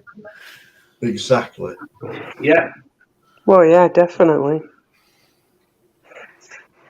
Yeah, it's so crazy, isn't it? Yvonne wants us to mention Crazy. cucumber. Why would you say that? This is what I mean. How the frig I know. are we all meant to get together on shit? I'll tell you what, if any one of them come near my granddaughter, fucking hellfire, I'll be serving time for it. I tell you now. Listen, I've always taught my daughters to protect themselves, even though they're like 25 and 26. Do you know what I mean? Yeah, exactly. So that's been happening in Dover, right? Yep. It's been happening everywhere. Near Dover, right? Which is probably if not one of the biggest places where people are Coming in. Maybe if that's the place where they're coming in, that's the place where they get more protected and probably feel like they can get away with anything. Well, they can do that now after they've gone through that little first stage of getting in here. Dover. And it was crazy when it first kicked off there. I remember a channel, there were a guy, he even asked me to go down to see what's going on, start filming stuff and things like that. I thought, well, that's a long way away, but yeah, I got the gist of what was going on then. Massive influx. So yeah, strategic area, and maybe that's why in that area they get away with it everywhere, but from paedophilia to that, and whatever else crime, and I've noticed where I am, I've never seen as much shit lying about on the streets as I used to. England, as it used to always be, like you'd always get the woman or the man making that shiny red step, scrubbing it clean and brushing it. Now all I see is shit everywhere and toys left out and stuff like that. And then I see people coming out them doors in that street, and they're not. It's hard to say things, isn't it? But they're not English. They're quite new to the country, and it's like they don't give a shit, and they're leaving shit on the streets and things like that. And it's just not fair. There's a street in Wigan, which is near the old rugby ground in Wigan. So much history and English culture and things like that. They had a bin there, a council bin, in the middle of the street. There's about 15 houses, very old street. And they put a bin there, and it was that overflowed and everything on the streets and on the pathway and things like that. They got rid of the bin because of that. But yeah, they still lay the shit around. And that's just in that area. Right at the end of the street, there's a bit of a square area where cars can park up, and it's all around there as well. What Wigan Council are doing about cleaning stuff up is nothing really in them areas. They just concentrate on the town centre where people are going to go there and shop and spend money, so it looks clean and how nice. But these little back streets, sorry, but no. Taking the piss, leaving shit around like that. Nah, And that what Tony Whitworth just put up. Never you see that. Girls to You'd always see a stay indoors neighbour. after 6 p.m. I'm going to turn It's your mic different. up, Tony. There we go. Yeah. Oh, I don't know. It's frustrating, really, when when you've been born into summer and it's felt good. It felt, you're part of everything else what was around you, and then it slowly disappears and things change. But you lose that feeling of what you were born into, and then I kind of get that feeling now where I feel foreign myself. It's just the way I feel, just a shame. So yeah, I don't think everyone will rise up together. One, because of major fear, bombs and bullets and stuff like that. Well, it's a case of either you rise up together now Plus, and try and put a stop to it, or you sit back and wait for what's going to happen, then you end up fighting. That's it. That's my opinion, and I think it's going to come with a latter. There's always that opportunity as well, It is going to come with a latter. It's not going to be a civil war. It's going to be something that we've never experienced before. Anyway, I think it'll only get to that point when they take absolutely everything away from everybody, and they don't just treat one section of society that way and the rest not. So all these guys who are making money, they can have a car and go on holiday and have a decent house and pay for the kids to have maybe a higher education and blah, blah, blah, or indoctrination. These are people who completely haven't been born yet. They'll never wake up. They'll never join in anything like that. They're quite happy just to stay selfish and only act like they're a good person in front of other people when it comes to socializing and keeping up with appearances and things like that. They'll never join in. This is foreign to people like that. This conversation is completely foreign to people like that. They would ridicule anything we say. Their life they live in, this material world, they believe in that. Forgive me if anyone's a Mormon, right? You might be watching or whatever. I'm sorry, but some Mormons' beliefs are that even when they die, they get this material wealth in heaven and more than what they've had on earth because they've earned it through doing what they do and abiding by the rules, the indoctrine, and things like that. Same with Christian, same with any religion, really. You'll get rewarded after you die. But before you die, you're going to suffer. Well, that's all like about that's really, all about believing in your religion, isn't it? How you've been brought up and indoctrinated, everything else. But yeah, like I said, mate. Like I said, mate, it won't be a civil war. It'll be something that we've never experienced before. It's going to be a first. It's not just going to be our country. It's going to be quite a few countries. That's it.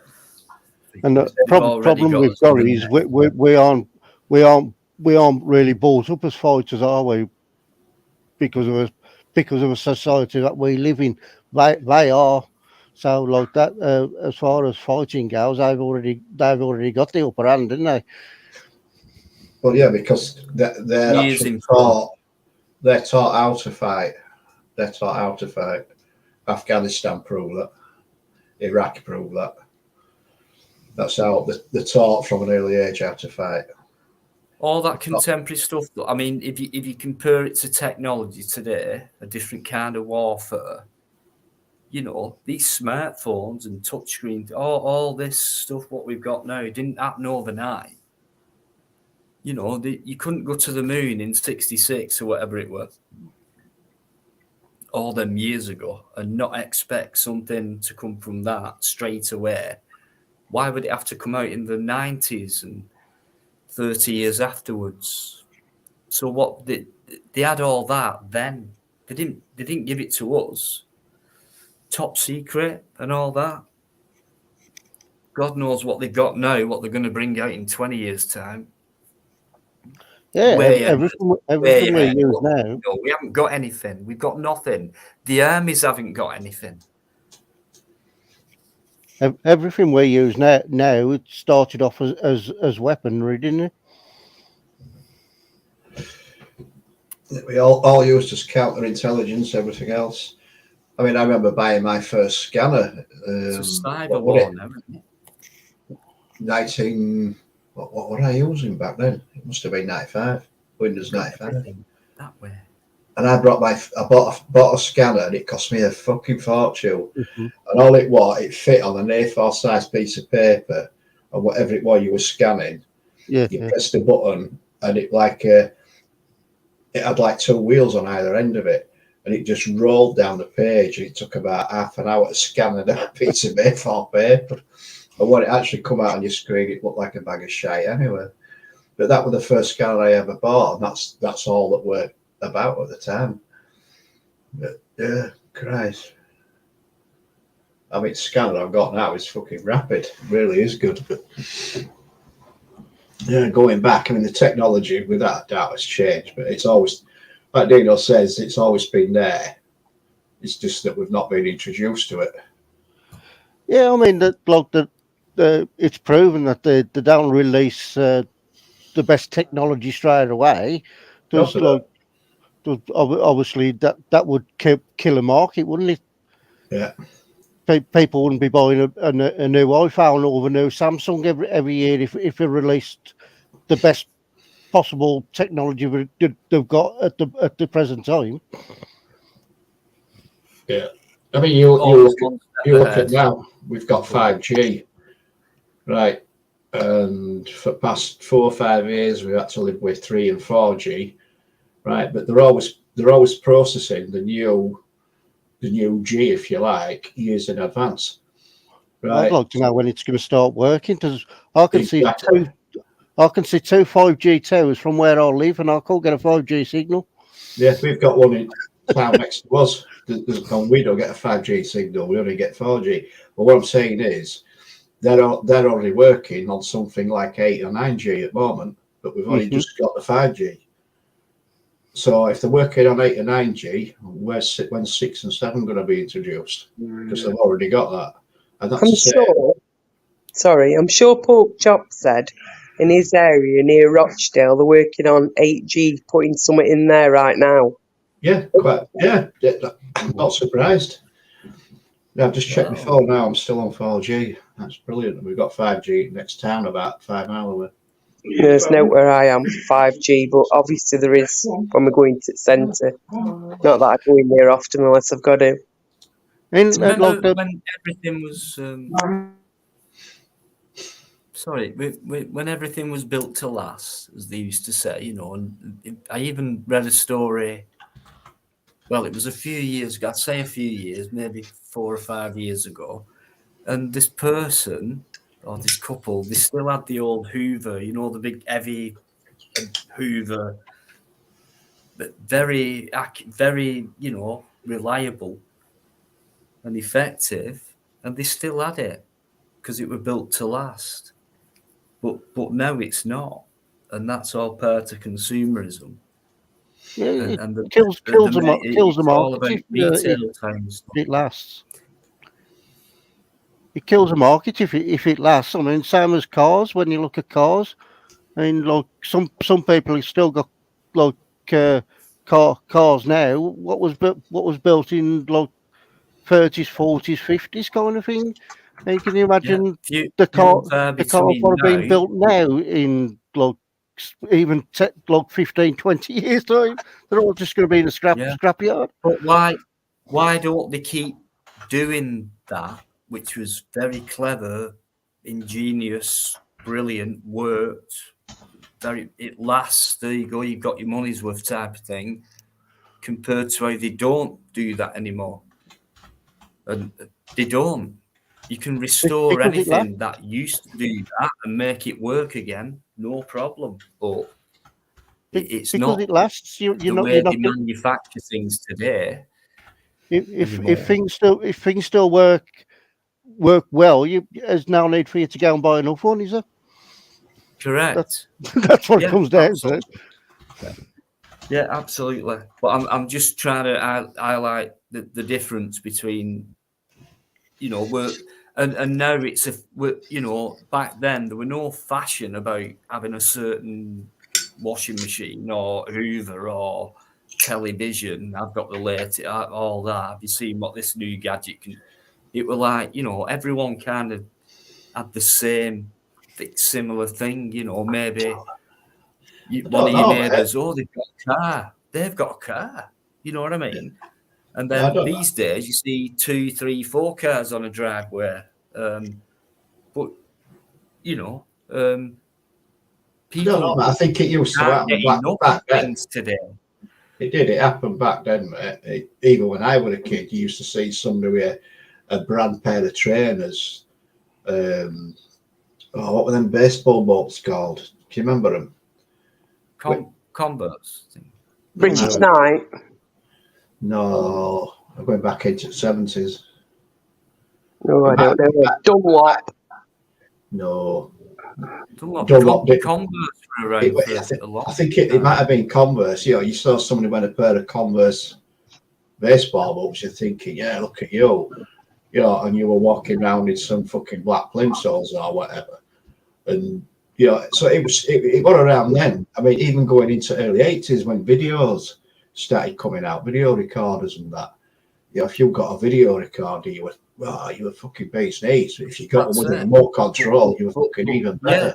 So it's always been there, mate. It has. It's always been there. No, that's what I mean. One step ahead and all that, but not many people like today. Anyone can go and buy it. It's for everyone to buy. They want you to have it.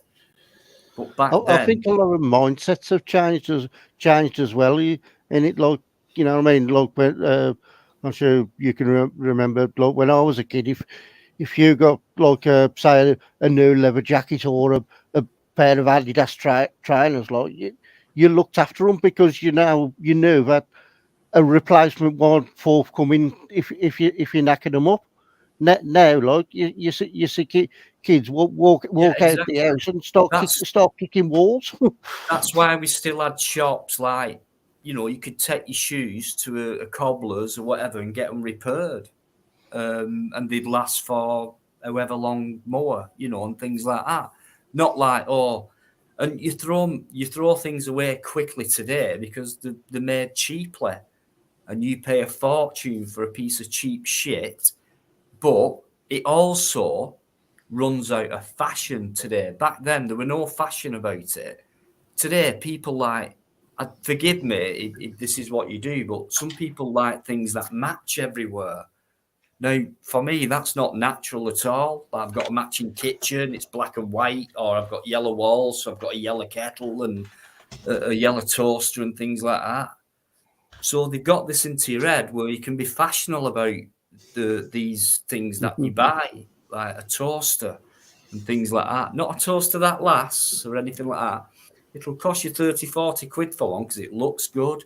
It's made by this brand. You can rely on us and things like that. It's a simple simple piece of machinery that anyone could do, but the better it looks and the more it costs, looks and sounds better on that person who's bought it. And that's what I mean about people trying to fit in with that materialistic lifestyle. They're never going to wake up and think, hang on a minute, what the fuck are we doing here? Let's just keep it simple. Who am I trying to impress? I've got a matching kitchen. I've got matching. I've got a pair of matching shoes. You know what I mean? But I don't fucking brag about it. I'm just happy if I got matching socks. Do you know what I mean, though? And that's how it's gone now. Because Converse today, I remember I got a pair, and they were just cheap pumps. A lot of people had them because they were one of the cheapest things you could buy when it came to summer shoes, if you like. And they were decent quality as well. They are today as well, because I know, a lot of people wear them and they do last for a while. But next year, there's a different version of them. So hang on, they're still in good nick, but I'll give them to my friend because I want this latest version of them. So it's a completely different mindset of how people go about buying things or what they want and in what fashion they want them in. I was speaking to It's all about somebody. comfort and casual and things like that. But people need to be seen to have what they've got. Like, how ostentatious is that? I was Honest to speaking to God. somebody the other day, and they were saying that they'd just bought a brand new smart kettle. And I said, "Well, what does it do? Like, why is it smart? Does A it smart boil kettle?" water in a different kind of special way where it And he makes the says, tea and "That coffee says like, taste? oh, I could switch it on from my phone." I says, "Well, that's all well and good, but haven't you still got to get up and put the water in it to switch it on with your phone?" Oh, yeah, exactly. Not smart then if Yeah. it boils dry, is it? Does it turn off then? It's the old saying, isn't it? You buy the best to look the best, and that's what they promote. That's it. I mean, my grandson, for Christmas at an age where basically he gets a lot of money given and what have you. And he's been out and he's bought different clothes, and they're all these designer stuff. And he turned up with the jogging bottoms and sweatshirt. I went, "Oh, that's all right." He says, "Yes." And I said, "I looked at logo." I said, "Oh, what's that logo?" I forget what it was now. So, yes, this is how much it was. Stone So- Island, I bet. No, it weren't. It was somewhat different. I can't remember what it All was. A Canadian company, I believe. I can't remember the name of it. It's bugging me now. Anyway, I said, "How much for that then?" Oh, he says, "I paid £200 for it." I went, "You did what?" He says, "I paid 200. I says, "You could get same from Primark for 30 quid. Ah, but it ain't got that logo on." And that's it. It's the logo. That's what you're paying for, isn't it? The name. It's got a hat. It's got a woolly hat. It's got a. Oh, I think I know what you mean now. And it's a Canadian. Is it North Pole? Is it North No. Pole? No. North Face, sorry, that's the one. No? No, it's not North Face. Canada Goose, that's it. Canada Goose. Disney's just brought that up. That's what it is. And the That's bloody absolute, isn't it? they Canada. charge an absolute fortune. I mean, the gear is good quality. It really is good. But there's no way I'd go out and pay fucking £200 for the jogging bottom and the fucking sweatshirt. No way at all. Nah. You get a t-shirt, it's made out of cotton, and on the label it says 100% cotton, right? Whatever. So Primark, wherever. It's a cotton t-shirt, maybe just plain black or whatever colour, right? Nothing on it, just plain. Same material, JD Sports or wherever you go, Adidas, that whatever brand it is, 80 quid. The plain one, 8, 9, maybe a tenner. Same material, exactly the same thing, but you're not there to show that off, are you? Yeah. Why people would want to show off somebody's company brand and like try and fit in with that kind of fashion, sports gear, whatever. I don't. Is that an insecurity with some? I don't get it. £80 for a pair of jeans because it's got Levi on it or whatever. You know, I used to wear a denim Wrangler jacket. You know why? Because it was cheap. Now it's become, like Converse has. It's become like, yeah, man. It's become the thing because it used to be in the past. And all these kids and students are like, they're wearing Fleurs and Doc Martens and things like that. Doc Martens, 25 quid, I think I paid for a pair. I think they're over 100 quid a pair now, but they just want to fit in with a certain style because it came from the past, because it was hip and all that now, man. And they know nothing about it. That kind of culture, what went on back then, or how cheap these things were and that they didn't matter and that we bought them because we didn't buy them because we wanted to fit in with the crowd because everyone else were wearing them. And that's another thing that bugs me about fashion. It comes out everywhere and it's all the same costume, if you like. And all these people who go out and buy it actually think that they're being different, that they all look the same. They all wear the same shit. But the thing is, haven't you noticed over the years, like stuff from the 70s have come back very recently, you know, with the tank tops and the big collars and the flary jeans or whatever, you It know, always comes prior full to that. circle at some Of course point. it does, yeah.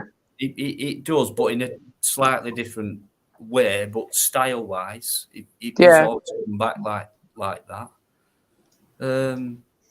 Maybe that's it. That's the only ideas we've got. I mean, because all the modern stuff that I see, it's just, I don't know. A lot of men's clothes now, I can't make out whether it's a man or a woman piece of clothing sometimes, and all that. So that's changed sexuality-wise when it comes to attire. And I Compared think to in some ways, blue for boys, good pink for thing. girls. It used to always be that. Just interrupt you, mate. You've got Uncle JJ at the back here. He has authenticated. I think in some ways it's a good thing. There's like, I can remember a time where you went into a clothes shop, like, and the men's section, you got choice between blue jeans, black trousers. Right, And that don't take it down, mate. Don't worry.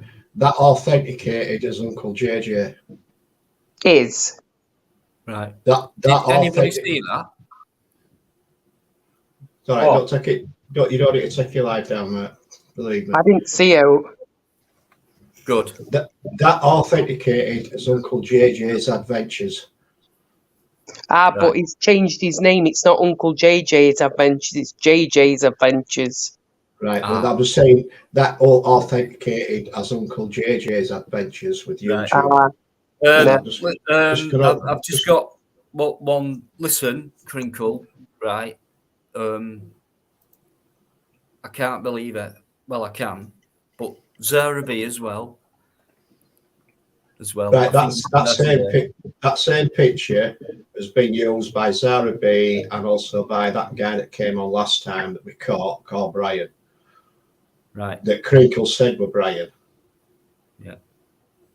Okay. You're the one that came on with the racist speaking, if you like. He knew that were Brian. That's the same picture, exactly the same picture. You don't have to take your life down, mate. It's all right. No worries, John. Thanks for that. Yeah, it's been coming up for a while, John Smith. Same picture and things like that. We know who it is. We can't really prove it 100%, but we're still trying our best on it. Believe me. Right. I don't understand what these people are scared of. Gives me a bit of an heads up that it authenticated as Uncle JJ's Adventures. Okay, just give me a minute. Carry on, guys. Forget about that. All right, I'll not take it down. Whether it gets taken down by YouTube afterwards, I don't care. It's all about now, and we're still chatting, so that's all. Believe me, mate, it won't get taken down. Okay. Right. No, right. It's fair enough. That is not the JJ that comes on, the copy guy. That's not him. But it authenticated as Uncle JJ's Adventures, so somebody has got that title. I know. He's Right. How many different accounts have they got? James, what do you mean, Baldy Brian? Someone who pretend. This is what I mean, pretending to be someone and all that. So many different accounts and things like that. I just don't understand why they try and spoil a live stream like this where you've got, look who's in. I mean, why would someone want to do that to people like us when we're just talking like we would do sat at a bloody table in a nice cozy pub? I mean, what's wrong with this? What's your problem? What you're scared of and what you're jealous of? And if you want to bring it on, then bring it on, but just be yourself when you do it. And don't try and hide. If you can hear me, I'll be right back. What you say? You're all right. I can't hear you. All right.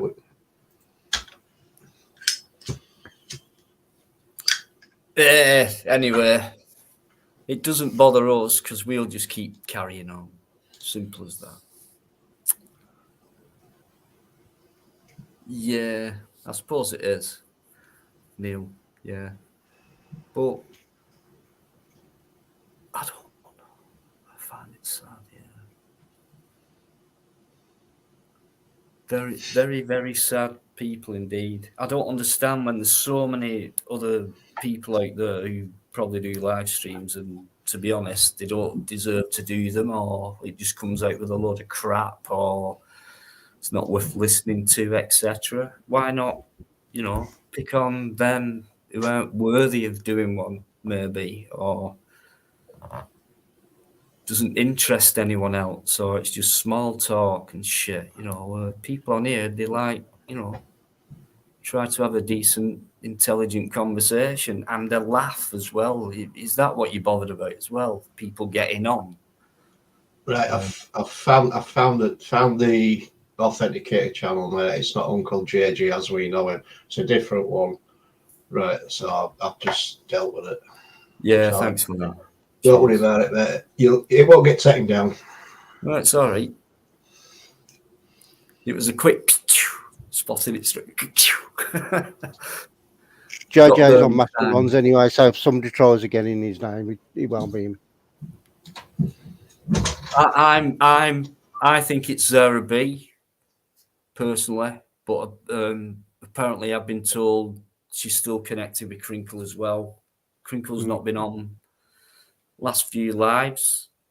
Previous to that, he did 5 minus 1 where he fell asleep, but he came on 5 times. Hello, gorgeous. And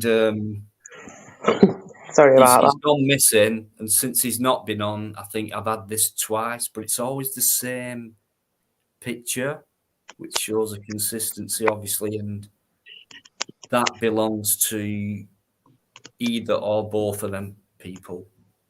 So anyway, you'll never get to me. You're a waste of time. Go out there and do some shit, do some videos and shit like that. And instead of doing stuff like that, see what you've got. Instead of being sat there bored out your fucking skull, trying to ruin people's conversations. Not just any people, just decent, bloody good, nice, loving people on here with a brain in their head. Is that what you're scared of? Either go away or come on. Let's see what you've got.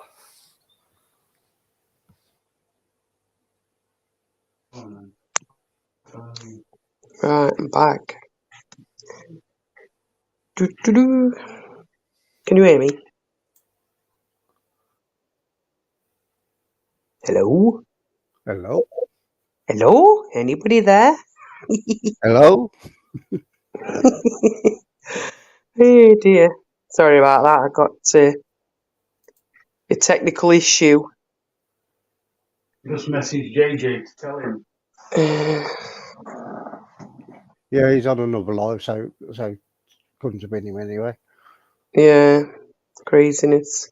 But there's about 5 people involved with that program, I believe. Yeah, well, I don't know. Thing is, it'll keep happening until people aren't allowed to go on panels, won't it? Well, this is it, unless, you properly, show your face, so you've got to do something specific, by the host of the channel, literally, at that moment in time, and some at each time different. I suppose it's the only one way to control it. If you're not prepared to do that, then nobody lets you on. Simple. Again. Another way that I've seen what seemed to work well, what I've seen that people do before, is if especially if it's just having people on the panel that the now kind of thing, is to send the link via email or WhatsApp or things like that. Yeah, but again, if somebody else wants to come on, it just limits that, doesn't it, to just people who you trust, and yet again, you, I don't know, silenced or whatever to that effect. Again, is that what they want? Is to try and silence people? Don't know. So people are scared to let people were down now on panels. Right, JJ's actually in chat now. I've just got to his channel. That's him now. He's in background. I can see him there. He sent me a voice message, so I have messaged him to tell him that obviously somebody's tried using his Uncle JJ account, which he ain't got anymore. Right. Well, he is back. He's This backstage. is JJ. He's backstage. Let him say hello and let him explain what he thinks has happened. Okay. Thanks for that, Amanda. Thanks, Biker, for that authentication on that one. JJ. Hello, mate. Yeah, I've just been on Master Ron's and I got a text from Amanda. Ain't got a clue what's going on, mate. Ain't got a clue. No, So well, choose your old YouTube channel name. Your last one that you used. What was it? Yeah, use the old Uncle JJ's. Uncle JJ's, yeah. That's it. Yeah. So I've changed it to JJ's now. Listen, guys, I've had a few problems with a few people. They're all trying this bullshit. Right, let them carry on. People don't like good people on here, I think it is, and they try and film. Do not let anyone on your channel unless you see my face and you ask me to do something, because it's not me. All right, I will always show my face. I will always do or whatever you ask me to do to come on. All right, I will never come on without showing my face. I always show my face, and that will always happen. So never ever let anyone on here. I find that kind of thing cowardly, despicable, and all it is little scumbags thinking that they're clever. So I think it sounds like they're adolescent, isn't it? They're just stupid. Yeah, it is, so mate. It's up to you. The thing is, though, mate, it actually, when I checked it out, it authenticated as Uncle JJ's Adventures. It actually I don't know how that can happen. Yeah, it actually authenticated. It authenticated with YouTube. So they've made one. You can actually do that, can't you? You can actually get on something and wait for it to authenticate, and you can have it. So they can do that. It's not even hard to get things authenticated. But anyway, don't let anyone on your channels, like I've just said, unless you see in my face or doing this. They've done this to Mark Kelly as well. Right. Who else did they do it to? JJ, there's actually someone backstage now who's come backstage, obviously listening, who's replicated your name now, but with your old avatar on it. And it's authenticated as you as well. Yeah. Well, I don't know. They've done it with Mark Kelly and a few others as well. That it's been done, but that's fine. What do we do then to stop this? Do you change your name or what? no. You can't stop it, mate. You can't stop it, fella. Whatever it is, it's just cowards, isn't it? Just doing what they're doing. Remember what I've said. Don't let no one on your stage. Authenticate it, like you said earlier when you came on. As long as you come backstage and I go, JJ, give me that. That's the one. And that's it, mate. That's all we have to do. That's it. Just do that. Got to show your face to getting on someone's thing, your face. Yeah. If I ever go on anyone's channel, I always show my face, always. And so, listen, they've even done this with me before as well, because they had someone that was authenticated before, and they even took a video film like this, right? And they showed a video of it. They can do that as well. So make sure you do something behind the scenes. Ask them to do something that would be different each time. Do you know what I mean? Yeah. I normally do, to be honest, but the odd time, I can slip up and, like tonight, now he's just come up replicated apart from your avatar. That were difficult. So, but because it was your name, the automatic, let's bring JJ, and so spurred the moment. But normally I do that, but it's rare that you've come in, so it's one of them. No excuse. I shouldn't let that slip. I should know better by now, but so they're probably laughing their heads off at me right now. I don't really care about that, because at least I'm bringing content out. And see what they do. They go for the people that are trusted on here. The people that are trusted on here, and they know have got good moments. They use their avatars, because most people just let them on without a fault. But just know this, Dino, I would never, ever come on your panel without showing my face first and doing what you told me to do to get on. Ever. Oh, Ever. definitely. JJ, he'll always do that. Hence, that's why I messaged him to tell him. Yeah, I didn't have a clue what's going on, mate. And Yeah. while this was going on, I've been on Master Ron's having a chat, having a discussion with them. I've been on there most of the time, and before that, Society XDs, so I haven't got a clue what's going on, Yeah, Yeah, I said, JJ, you was out there, mate, so it couldn't have been you. Yeah. Yeah. Okay, I don't do silly, stupid things like that. You'd know it's me. Do you know what? If I was going to do something like that, I'd come on and just get me dick out myself. You know what I mean? That's how it'd go. I'd get and do a strip tease for you. That's how it'd go, mate. Don't worry about coming on then putting some idiot's thing. I'd come on here with my name and just flop it out and say, take that, you bitch. End of story. That's who I am. All right? That's who I am. JJ, only problem you've got it where you haven't got a black dick. I don't know. I've been told I'm unlike Hunter Kente. It could attract tinny zip.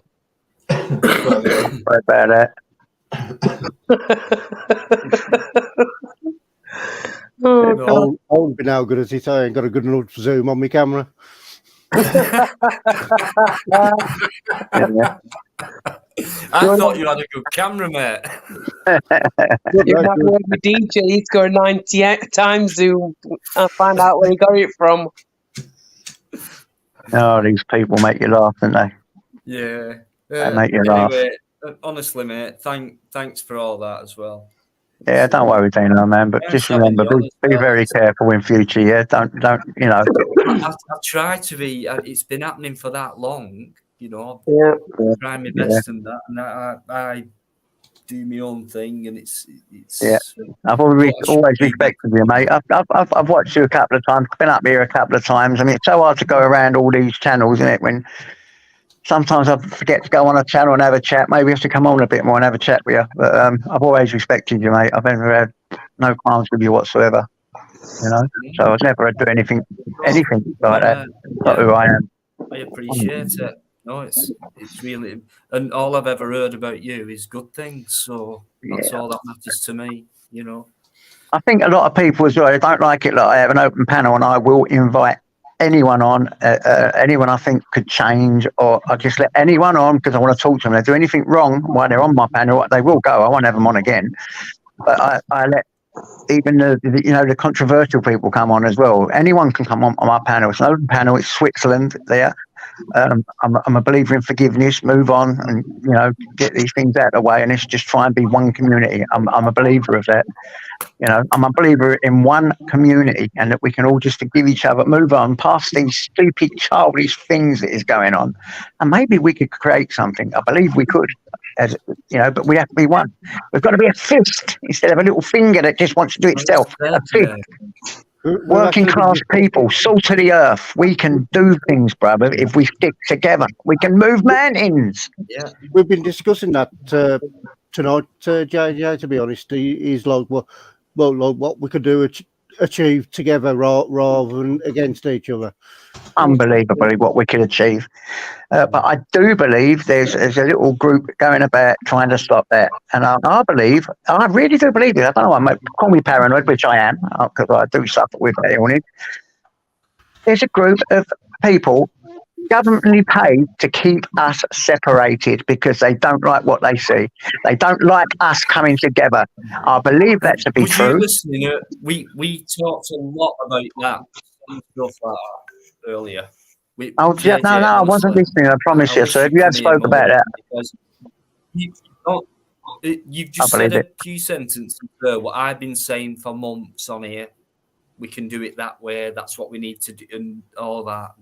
We talked definitely, brother. I'm with you, and I'll help you achieve that, man. If you whatever you want me to do to help you achieve that, I'm on it, brother. I'm on it. I don't see why we can't, but I just think at this stage now, it's only the start. So it's like we can't expect the result in our lifetime. What we need to achieve. So it's down just to just us stop you now. there, mate. Right, look who you've got it background, Henry Crinkle, authenticating as JJ. There you go. Yeah. Well, okay. Right, stay there. Well done, Crinkle. Yeah. So yeah, I'm with you. Nice, similar mindset, things like that. Same with everyone in here. Not everyone, but you know, why not? Why not? Let's try and make a start on things, and that goes first of all by talking.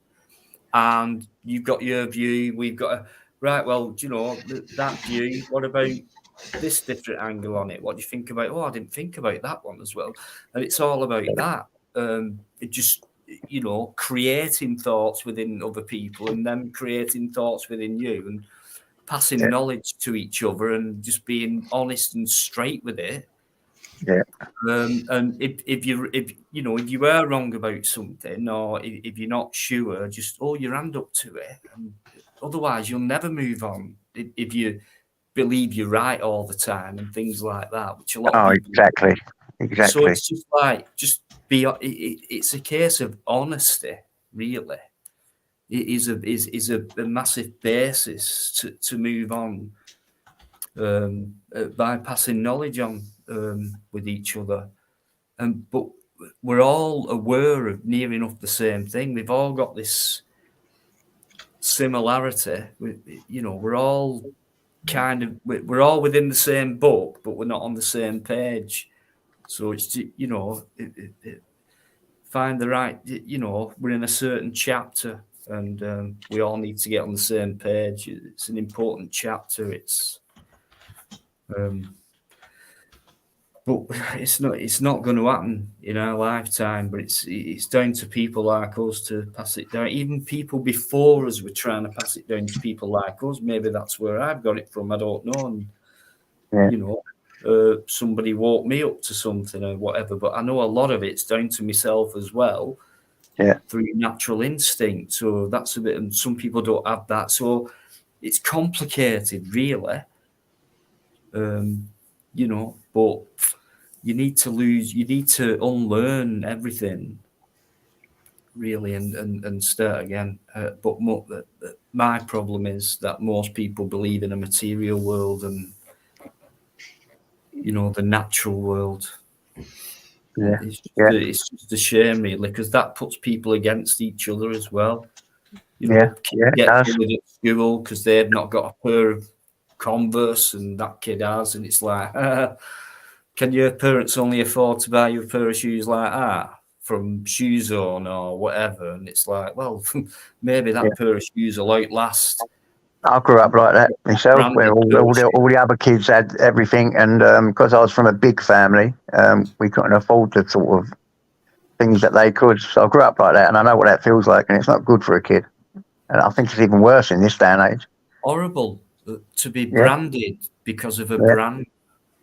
Do you know? Exactly. It's ridiculous. Look, he wears pimp soles. He ain't got Nikes and all that. Imagine what that's like. I know what it's like as a kid, to be honest. Not imagine. I know. See, you don't fit in with that part of society, but I'll tell you what. You know what I mean? I couldn't. I wouldn't. I can't. I wouldn't do that because I have values and morals and ethics and stuff like that. I don't just think about what I'm wearing or where I go and what kind of cocktail I have and how I appear in front of friends on a night out and things like that, keeping up appearances. I don't care about shit like that.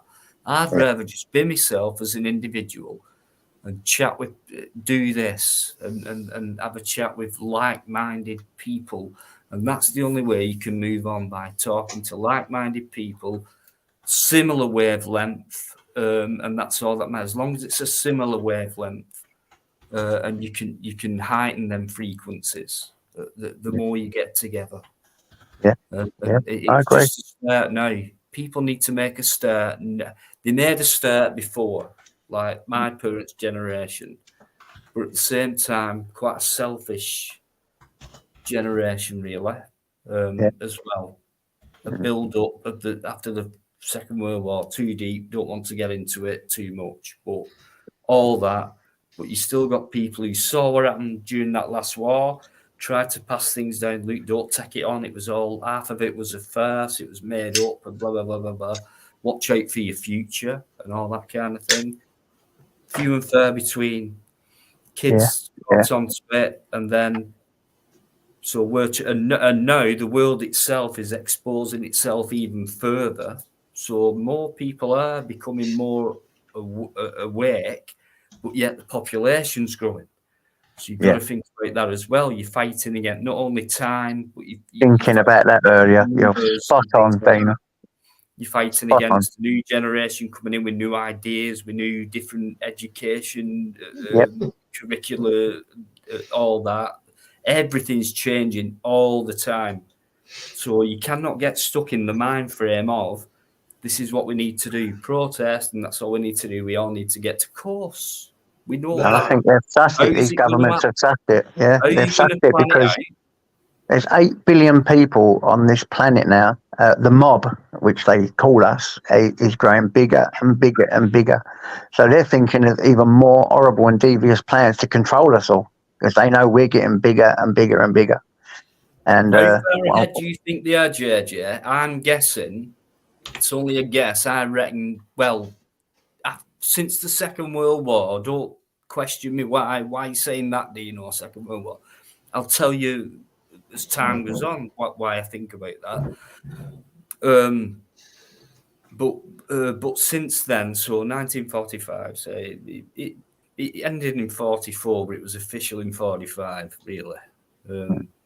Since then, you had the space race, the Cold War, things like that. Technology went like mad.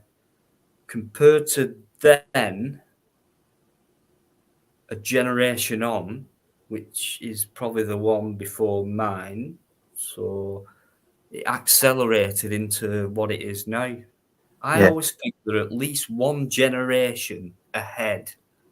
But these days, because it's accelerated so much and knowledge, so much more knowledge has been gained through knowledge from the past generation, passed down and things like that, but keeping it in their own control, that them and us type of thing, bear with me.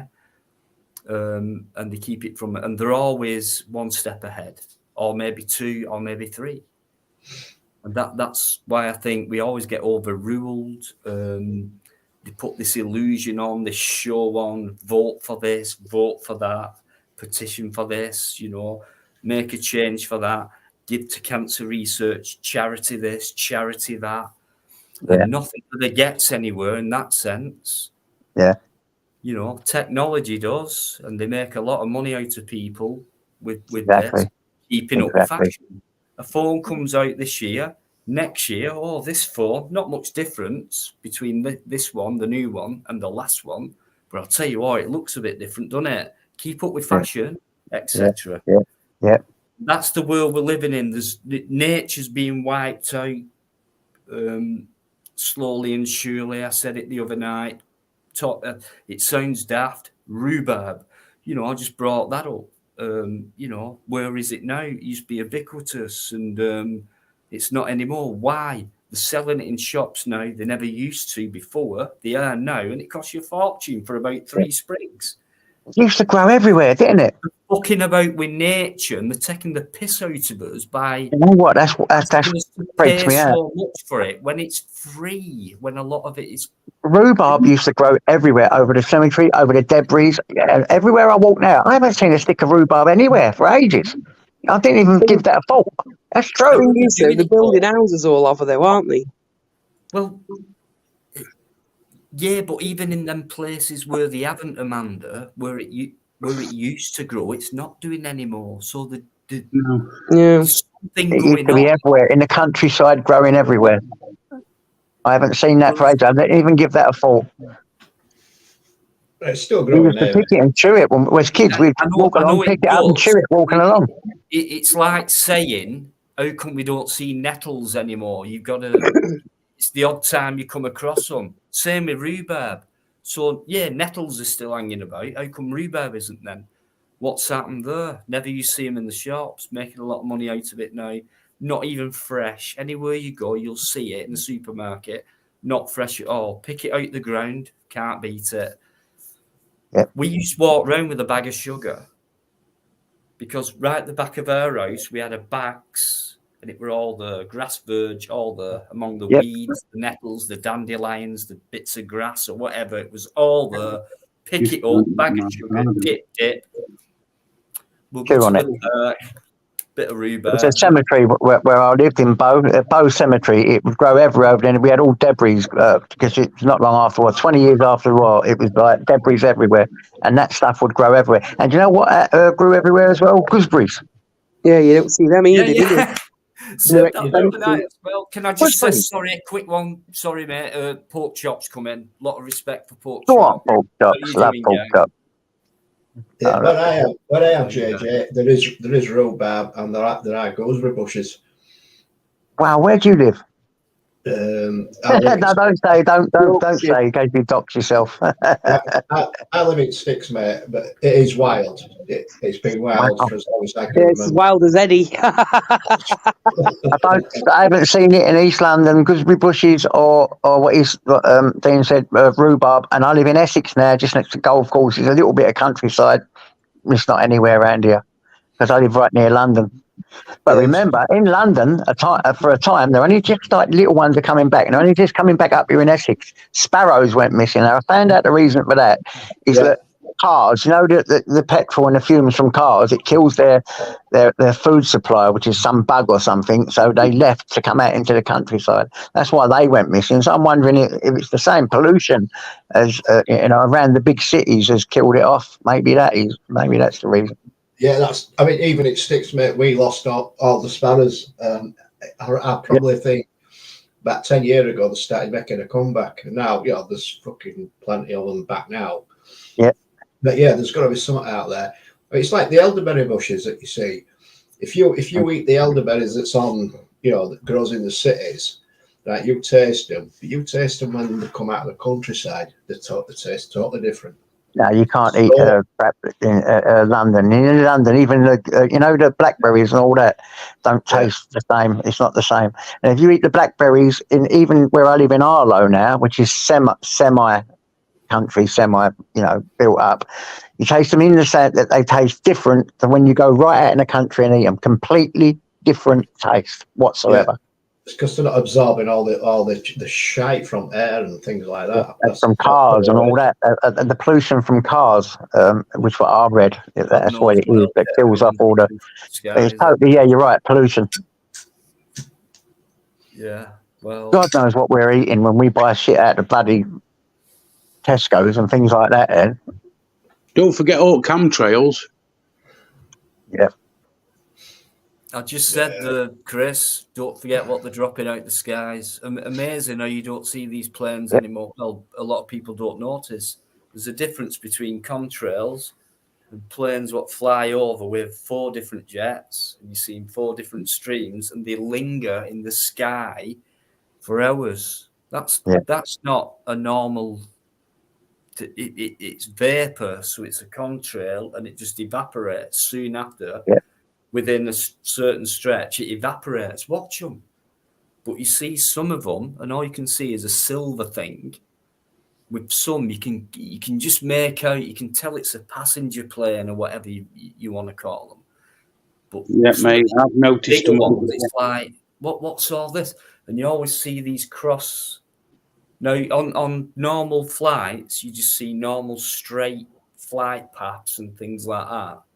Yeah. With these, you always see cross different patterns of these other types of planes, which are spewing out whatever they're spewing out. And these trails that they're leaving linger. I've heard stuff about nanotechnology, tiny particles of metal that are intelligent and almost invisible. But they are a metal, so they do eventually fall down, and God knows what they do when they do reach the surface. I don't know, but when you're watching an aircraft go over, if you watch an aircraft go over, like you said, you can see the trails dissipate quickly or whatever. Some last a lot longer. It depends on how high they are and what temperature it is. So the colder the temperature, the longer the heat, the basically the condensation, if you like, from those engines is going to last longer because it's a colder atmosphere until it gently falls down, then it dissipates. If they're flying lower, the temperature's warmer, you're not going to get it. But the chemtrails, yeah, there is an issue with that. I've actually seen chemtrails quite a few times. But it depends on how high they're flying and what have you. I suppose, yeah. But And that's it. So that's what you're seeing. Same, I mean, I've same seen area, just different types of plane as yeah, well. I mean, I've seen planes fly over. Area, but different. So yeah, my mate told me years ago. He says, "Look up to the sky." He says, "Look up." He says, "You see a normal vapor trail coming off an aircraft. You know, it's a long line, you know, and it dissipates after a while." He says, "Have a look and just see if you can see them going along, and it's basically like puffs of cloud coming out after it, you know, every so many seconds." And this particular day, he phoned me up. He went, "Quick, have a look up now." So I looked up, and he were right. And there were a plane flying over. It were that high you couldn't make out what it were, but it was leaving like basically what looked like cotton wool balls in its wake. Not a trail of vapor. It was like little puffs of cotton wool balls, as if it were pulsing, as it were flying. And I only saw it once. I've never seen it since. But then again, I've not really looked. But it did. It were actually there. But he's right into all this sort of stuff. And he just said there is a plane out there that works off pulse. And it were there. It were in the sky. You could see it, and you could see the vapor trails. And there were, like I say, it looked like little cotton wool balls every so often popping out the back of it, but not a vapor trail as we'd normally see. Yeah. Right, I think I'm going to have to get some sleep here, guys. So I'm going to love yous and leave yous. All right. See you, JJ. See you later, guys. God bless. Yeah. Love you all. God bless, mate. Thanks for calling. Just before you go, JJ, you've got Crinkle and Sarah B using your old. It's all right, he's gone. Yeah. I'll tell him anyway. If you're still listening, mate, I just want to thank you for coming on. It's been a pleasure. Thanks for joining in. Glad to know that you're on a similar wavelength to us guys. So it'd be nice to have you on more often. Pleasant guy. Thanks very much. Intelligent guy. Thanks, mate. Really appreciate it.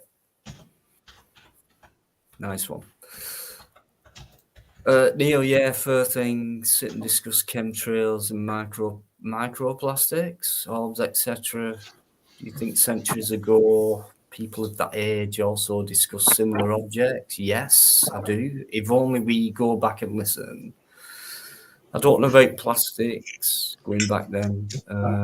Chemtrails, I don't know. I've just noticed the difference between normal passenger planes going overhead with just the same kind of streak pattern of things compared to now.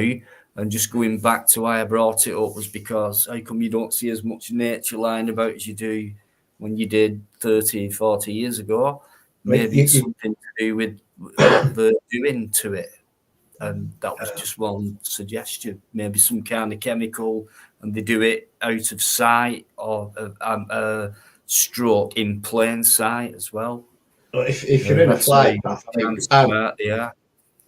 mean, I'm in a flight path and you see the aircraft coming over, and what tends to happen 9 times out of 10, if they have got excess fuel on board, they will jettison that before they land. And that's what you're actually seeing is the fuel being jettisoned. Now, technically, that should dissipate before it hits the ground. It should do. What it's proved to me, at least, is that they have developed different types of aircraft since I was a kid, which are doing different things. That's the way I look at it in a simple kind of autistic way. And, you know, it doesn't feel right either. So I'm just using my natural stuff on that, but still could be wrong. You know, nature can be wrong as well sometimes, or it can be in the wrong place, you know, and get overgrown by some ivy, which is poisonous, and it won't survive in that area. So it's like JJ said, you know, when sparrows, the few and far between. We went to Kephalos, in cost Amanda's saying. increase, and the actual amount of spanners we saw over there were unbelievable. There were absolutely thousands of them, but they were on an island that were technically weren't polluted as such. But there were thousands of them. I just find it hard how nature, like in that way, in an urban area, as well, even in its normal habitat, untouched, no houses and shit built on it. Oh, it's slowly disappearing. But yet, if you leave it alone and don't do anything to it, no matter where it is or what it's upon, it will always come back and take over again. And I can prove that. Oh, nature always takes over. Well, so how come it's being kept at bay and it's not like it used to be? Like, is man try to control nature? Does man think he's God? Where he can, but yet he can't, can he? Because when man dies, nature will always take over again. Well, look at what they try to do with all vegetables, even sheep and cows. What are they trying to achieve? Genetically modified food, but they've Well, yeah. they're already doing it. You remember Dolly the sheep? Yeah, I do, Dolly yeah. the sheep, yeah. Yeah. How long did she live for? God knows.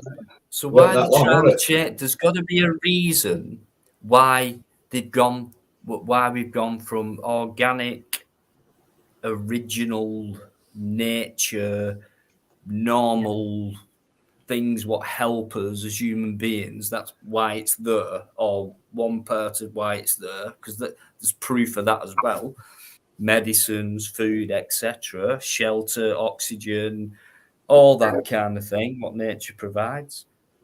How come they dampen that down, cut it away? Imagine forests and all that in the past where we didn't really need to cut it down. We could still do with that amount of forest and area of nature. We don't need to build on it because we can build over there instead. So leave it alone. Let's leave it alone because it really does benefit us. It's got all this stuff in it. I mean, look at it. That's why it's a good type of thing. But yet, put it down, and then what they've started doing is creating plastic, synthetic stuff, things that aren't built to last, things like that. So why is that happening? Because you're talking about nature here, so something's having a battle against it. So why would you want to battle against something that would benefit everybody? That was something's going to go or ultimately end up extinct, which we know a lot of species have, and they can replicate that in a fucking laboratory, then why bother farming or why bother doing anything if it can be replicated in a laboratory? And you don't need that resource anymore. Yeah, I don't know that. That's it. But they did do a sheep. They replicated that one. If they can replicate a sheep, what else can they replicate? So there's a reason, there's a purpose, there's an agenda, because we don't need to do it. So to try and for man to change nature into a synthetic, trying to change the world from a natural world into a synthetic world and try and defeat nature. And sometimes man loses against that, and eventually, when we all turn into dust, nature will carry on. It will still overcome whatever, no matter how much time it may take, depending on what happens. Whatever man tries in whatever method to destruct nature, which is what they're trying to do. Why not leave it alone? What are they scared of? I don't understand. If something's not broken, why would you want to fix it? And they're not trying to fix it because it can't be really. So they're trying to change it. Hey, there's someone else. Sorry. No, that's it, Amanda. Sorry. Yeah, that's it. They're trying to change it, and they're doing it. They're spending a lot of money on trying to do that. spending a lot of money on trying to convince people as it's the right way to go and things like that, and people actually believe it and shit. But yeah, I mean, there's natural stuff out there. We don't need anything other than nature to help ourselves, and it won't cure everything, you know, but neither will synthetic plastic drug remedy type treatments either, because they're making a lot of money out of But what all about that thing. what You about won't make money out of it. They don't want you to have the knowledge of the way you can cure yourself and shit like that. But what about growing organs for transplant? They're doing it now, and it's been proven that they actually work. I'm not saying, but I would Yeah, I mean, rather just it's- die. I would rather die as a tree would die, which is natural. I don't need any surgery. I don't need someone to come and cut my branch off to help me survive another time. I'd rather go the way that's it. I don't need prolonged life or no, we're not saying prolonged. pain We're not saying prolonged life, but I'm just saying they've grown a human ear, they've grown a human hand. That's not natural, though, is it? It's not natural. But what I'm saying is, if you, It's not real, then, is it? it's not real. But what I'm saying is, if you've lost your hand, and that hand is crucial to you in your way of life, your way of work, and everything you do, they can grow you a new hand and transplant it, and it works and everything else, and you can revert back to what you used to be doing. In some respects, that's a good thing. But as long as it's in making more them a lot of respects, money. in more respects, it's fucking frightening. How do you it grow is. an hand then? How does this work? I can see cabbages growing and cauliflowers. How the fuck does an hand appear?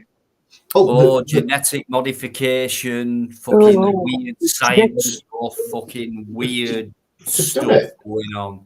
I For mean, our benefit, yeah, but mostly started for off, our didn't they? benefit. They actually grew an ear on the back of a rat. They grew a human ear on the back of a rat. Yeah, but surely then, Why? if you put that ear on a person, Body will reject it. would their body reject it? Because I've heard of them using like pig skin and pig hearts and whatever else because it's the nearest Yeah, thing allegedly to us. of course your body's going to reject it, It's, but they fill you full of drugs so that rejection don't happen. It's the same with your kidney donors, your kidney recipients, liver recipients, heart recipients. They're on a drug for life to stop the body rejecting it. Tony, I'm glad you're in there, because I think, I don't know what you think, but I'm going back to what I said before, where it's been a build-up of things, okay, and they make it look like it's happened overnight. They've been doing this since Hitler's days. All them top scientists who, after the war, joined the American space race and all that, genetics and all that. So why would they do that? And at My the same genetics is time, already wipe fucked out up. parts of nature.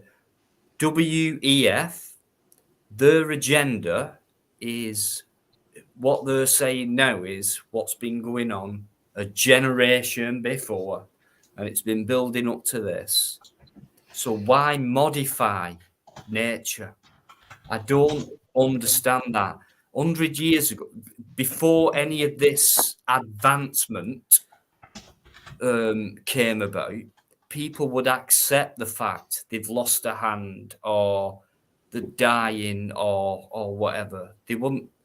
Maybe they didn't want to survive beyond that point, because maybe they accepted that that's what their life's about, and this is the point where I die and things like that. They didn't think, oh, I want to live longer and give me a new things like that. Today they do. They're so desperate to live forever.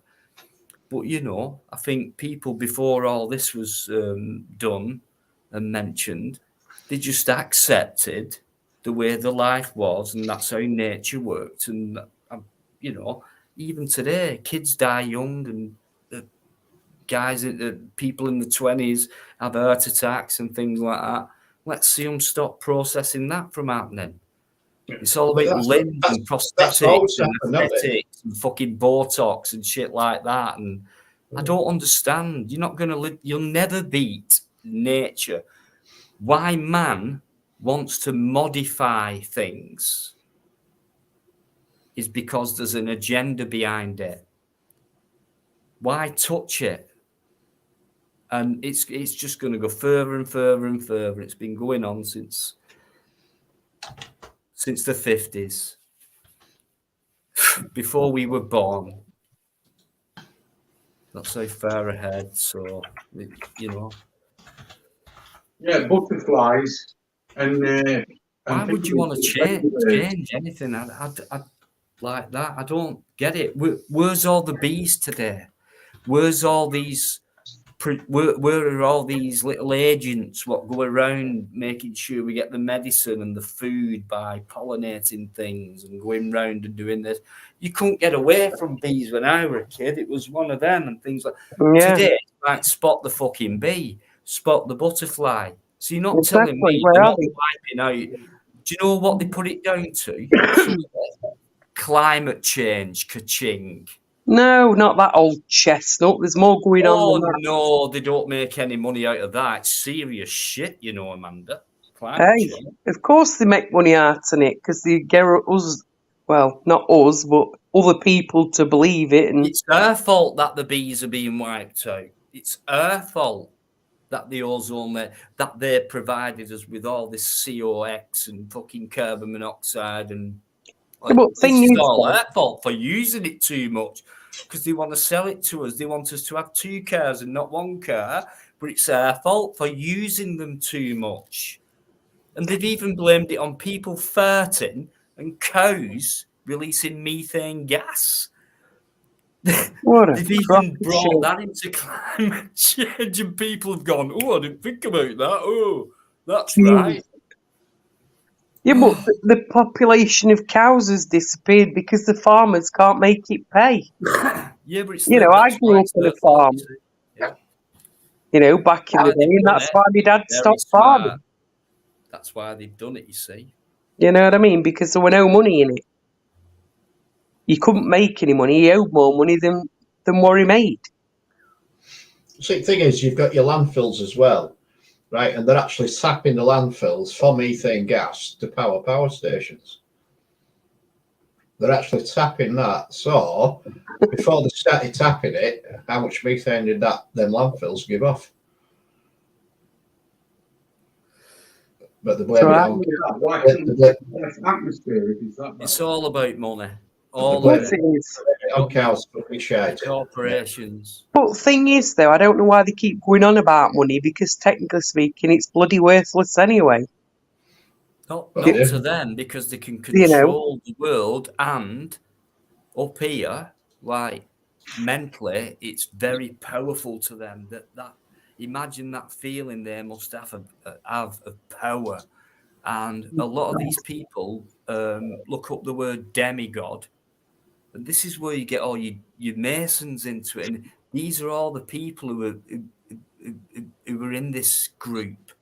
But thing is, though, there's only about fucking 3 or 4 or 5 companies in the world what control every other company. Forget your private businesses; they have no chance.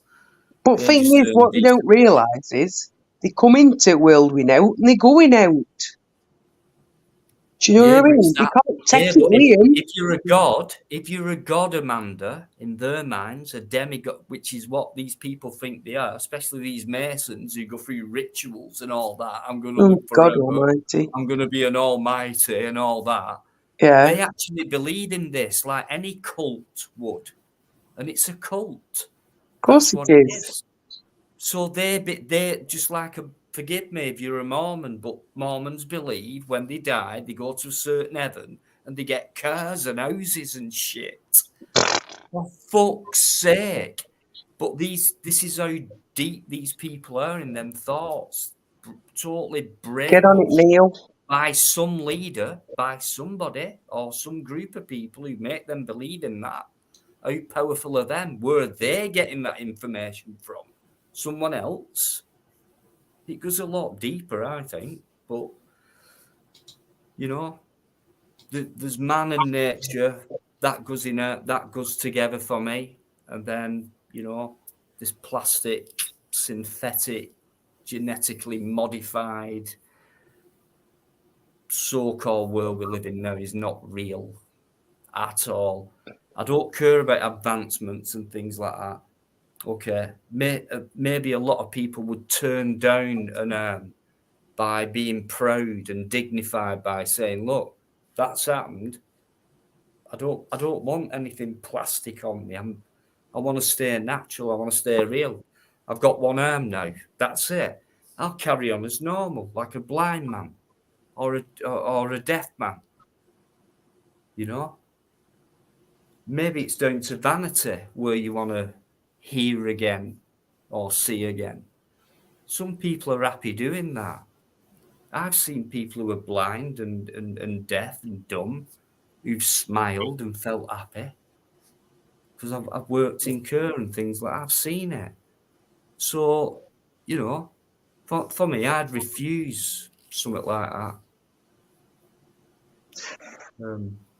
I'd be happy with, you know, I feel happy that I've had a decent childhood, whereas I've looked after myself, and it felt like what I was told and taught in them early days, like, this is where you are, this is our culture, this is what we're about, and this is how we live, and, you know, go to your local park, and it were all nice, and, you know, I've been back to some of these old places where I used to go as a kid. Nothing there anymore.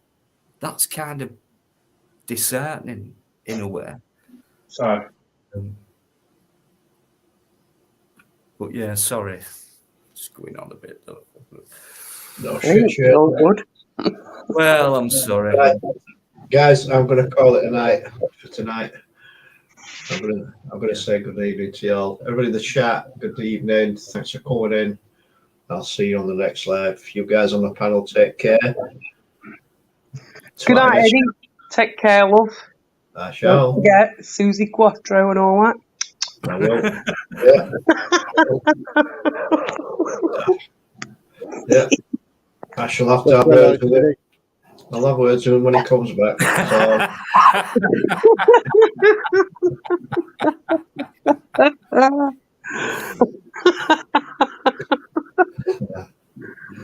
Right.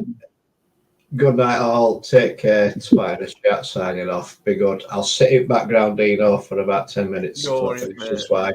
So I'm away. Take care. Good night. Bye bye. Good night, mate. Thanks as always. Oh shit. What's up? What you doing? Get rid of it. Yeah. Did you? Didn't you like it? Do that proper yet. But right. Yeah, thanks, Biker, as always. Bloody marvellous. Don't you think? Tony's still in there. Please take notice of Tony's comments. I've said it before. We've had a good laugh. It's been great. And we've had a good laugh about talking about serious stuff as well. That's what it's about, guys. No point getting uptight or anything like that. Either shut up, right, bite your tongue, or ask a question, have a chat about it. No one will bite you down on here unless you're being totally fucking stupid. Okay. Anyone who's come in, thanks very much indeed. Appreciate it. Well, they're all saying Tommy Fury won't boxing. Who's Tommy? Oh, I'm not into. I don't know who's Tommy Fury. It's what's his name's Fury's brother, younger brother. Oh, Tyson Fury. Aye, it's his brother. All right, great franchise going on there then. Well, you know, Susie, I don't know. Susie Quattro, she must be in her bloody 70s now. Yeah, but back in the day, she were all right, weren't she? Rory, I love rock and rock and roll. I don't know, to be honest. Wasn't it? I think. No, that weren't Pat Benatar. I think it were here. Rock and roll, ain't it? I love See, us old people, we get mixed up, That right? was Pat Benatar, you dozy twat, not Susie. I did Were it? correct it almost straight away. Well, what was Susie Quattro's big hit? I don't care, mate. She's a big hit with me. I don't know, mate, but I just thought I'd come in and criticise you about you getting it wrong about Susie Quattro's rock and roll. It was Pat Benatar, yeah. It's been with your That's best. who it was. Pat Benatar's brilliant. Love her. Yeah, rock and roll. Yeah. Quite fit as well, actually. I remember that time. Oh, yeah. Love is a battlefield. All right, shut up. Neighbours were banging on. Saying-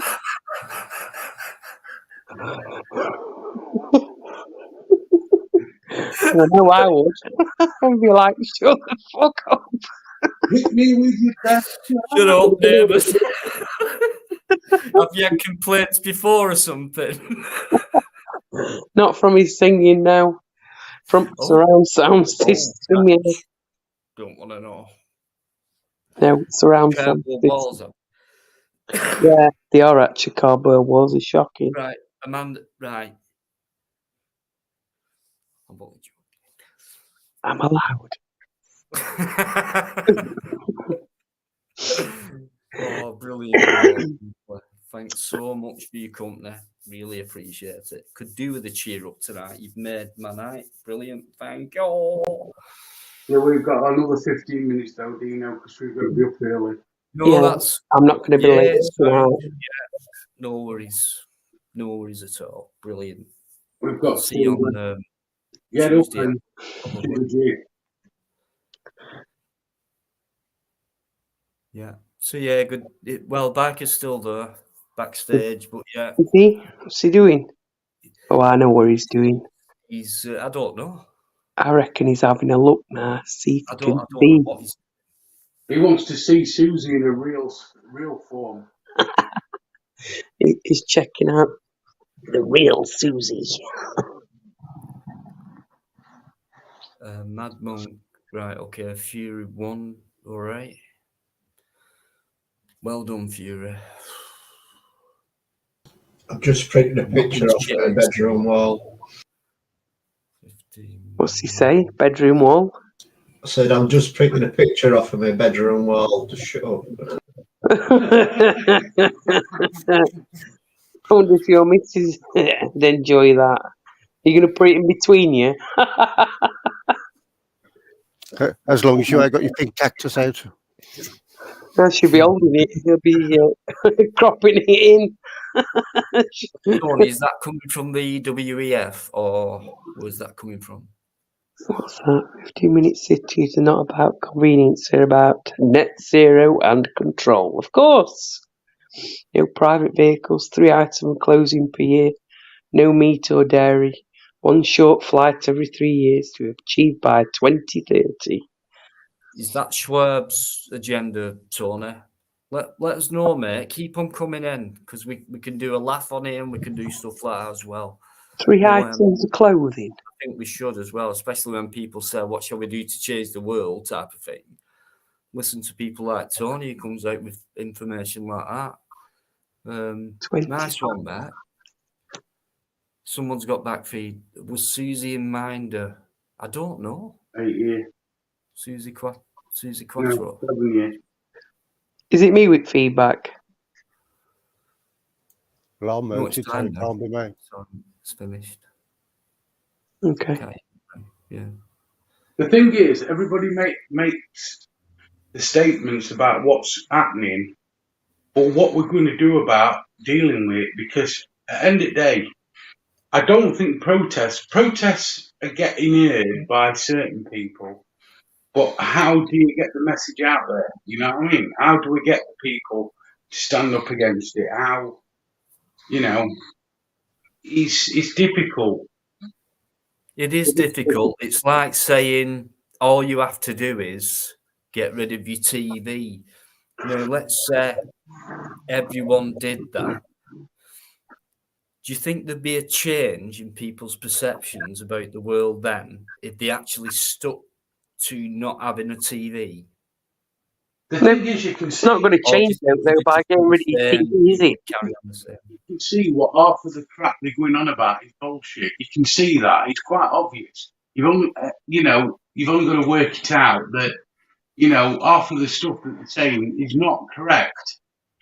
For instance, yesterday, Pork Chop will tell you, we were on, whose channel were we on? I don't know, but anyway, carry on. And they were talking about pollution and pollution charges on M1 at Junction 33.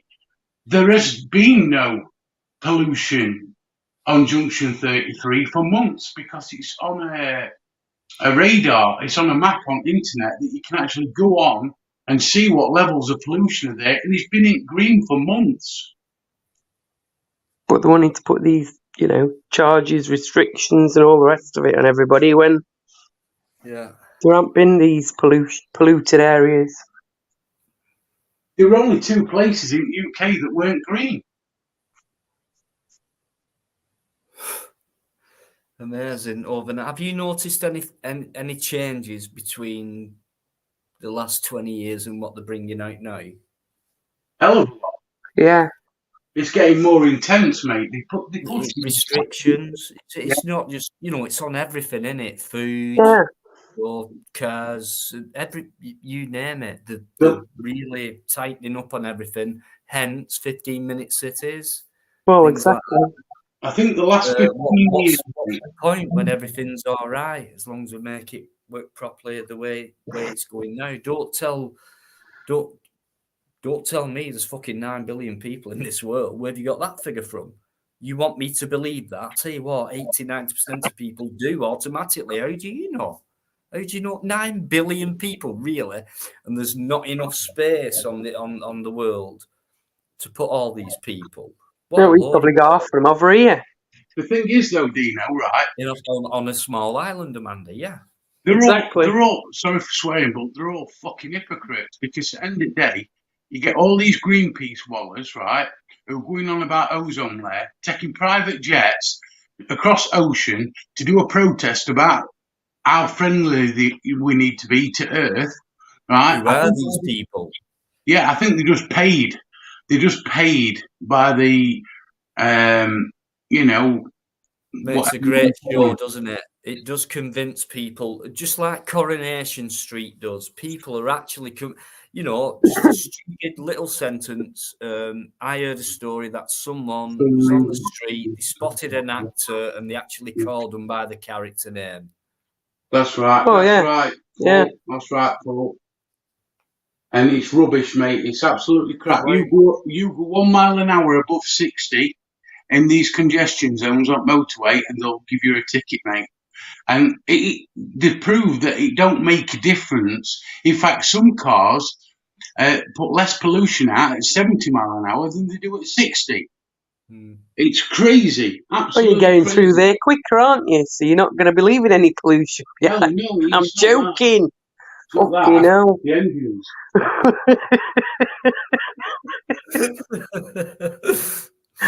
I know. Crazy. So, It is crazy, though. People are believing all this phony baloney, though. As my dad would call it, phony baloney. And I think it's the last 15 years. I mean, it's been going on for a long time. Yeah, you're quite correct. Right back to World War II, mate. But the last 15 years, they seem to have pushed it more and more because people are wising up to it. Cool. Yeah, that's a good point. That is a good point. But the thing is, it's like, we're all sort of, well, a lot of us here are more aware of this situation. But again, it's how does everybody come together as one to combat it? It's hard. It's hard because forward to stop them doing all this. I don't know. When I was younger, it was like what older people said. Some of it was like absurd, and then eventually, if you carried on thinking, like myself, always thinking shit. But you'll always get a reminder, at least in the future, that, that person, when they said that, because I'm in this situation now, which they said, and it's just come to me. gosh, yeah, he was right. But I'm like 20 years older. This was 20 years ago. So wasted 20 years, but are you meant to believe something straight away? It's really complicated. Of course it is. It's gonna have to be a massive think tank to, for want of a better thing, to get a start on. In fact, we've already started because we're talking about it. But we're mainly talking to each other at a similar age and on a similar wave level and things like that. It's all about how do we pass this down to younger people who can slow it down, who can pass it on to younger people than them faster than what we can and things like that. We need to accelerate things just like they are. But we've got limited knowledge.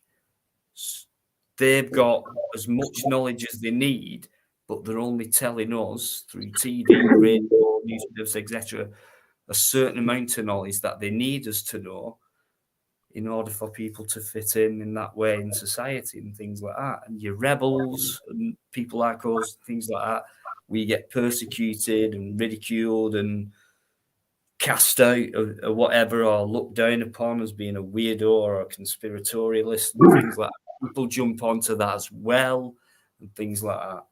So it's very difficult. How do you overcome your own kind first before you deal with the guys who are calling the shots? Well, the thing is, though, everybody's shut down so quickly. Protesters that go out protesting about immigrants coming into country, for instance, all over mainstream media, you'll see that it's all down to racism. Racism. They use a narrative to combat the reason why they're there. And it's like if I went in the middle of the street now and shouted out all this about global warming's rubbish and blah, blah, blah, you'd be shut down for false information. Yeah. You know what I mean? And you're getting controlled on social media, even though most of it on social media has come from social media through people being able to speak to each other about their circumstances and what's happening within the world, and people are putting two and two together. So they started shutting people down on social media. So you can't do nothing on here.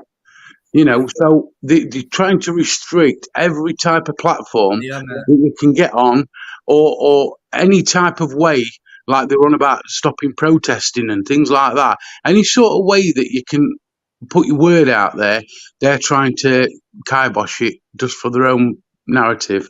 And Exactly. this is it. This is what we're up against, mate. And this is, I feel, the problem. You're right, Chris. We are battling against the narrative. Yeah. So,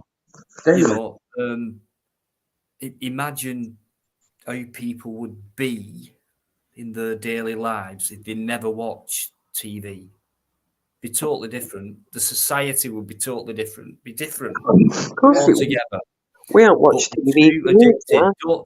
All these people who watch TV all day, right? They can slag a drug addict off or an alcoholic off or someone like that. It's no different, really. You know, you're addicted to bullshit and disease and things like that, and it will kill you.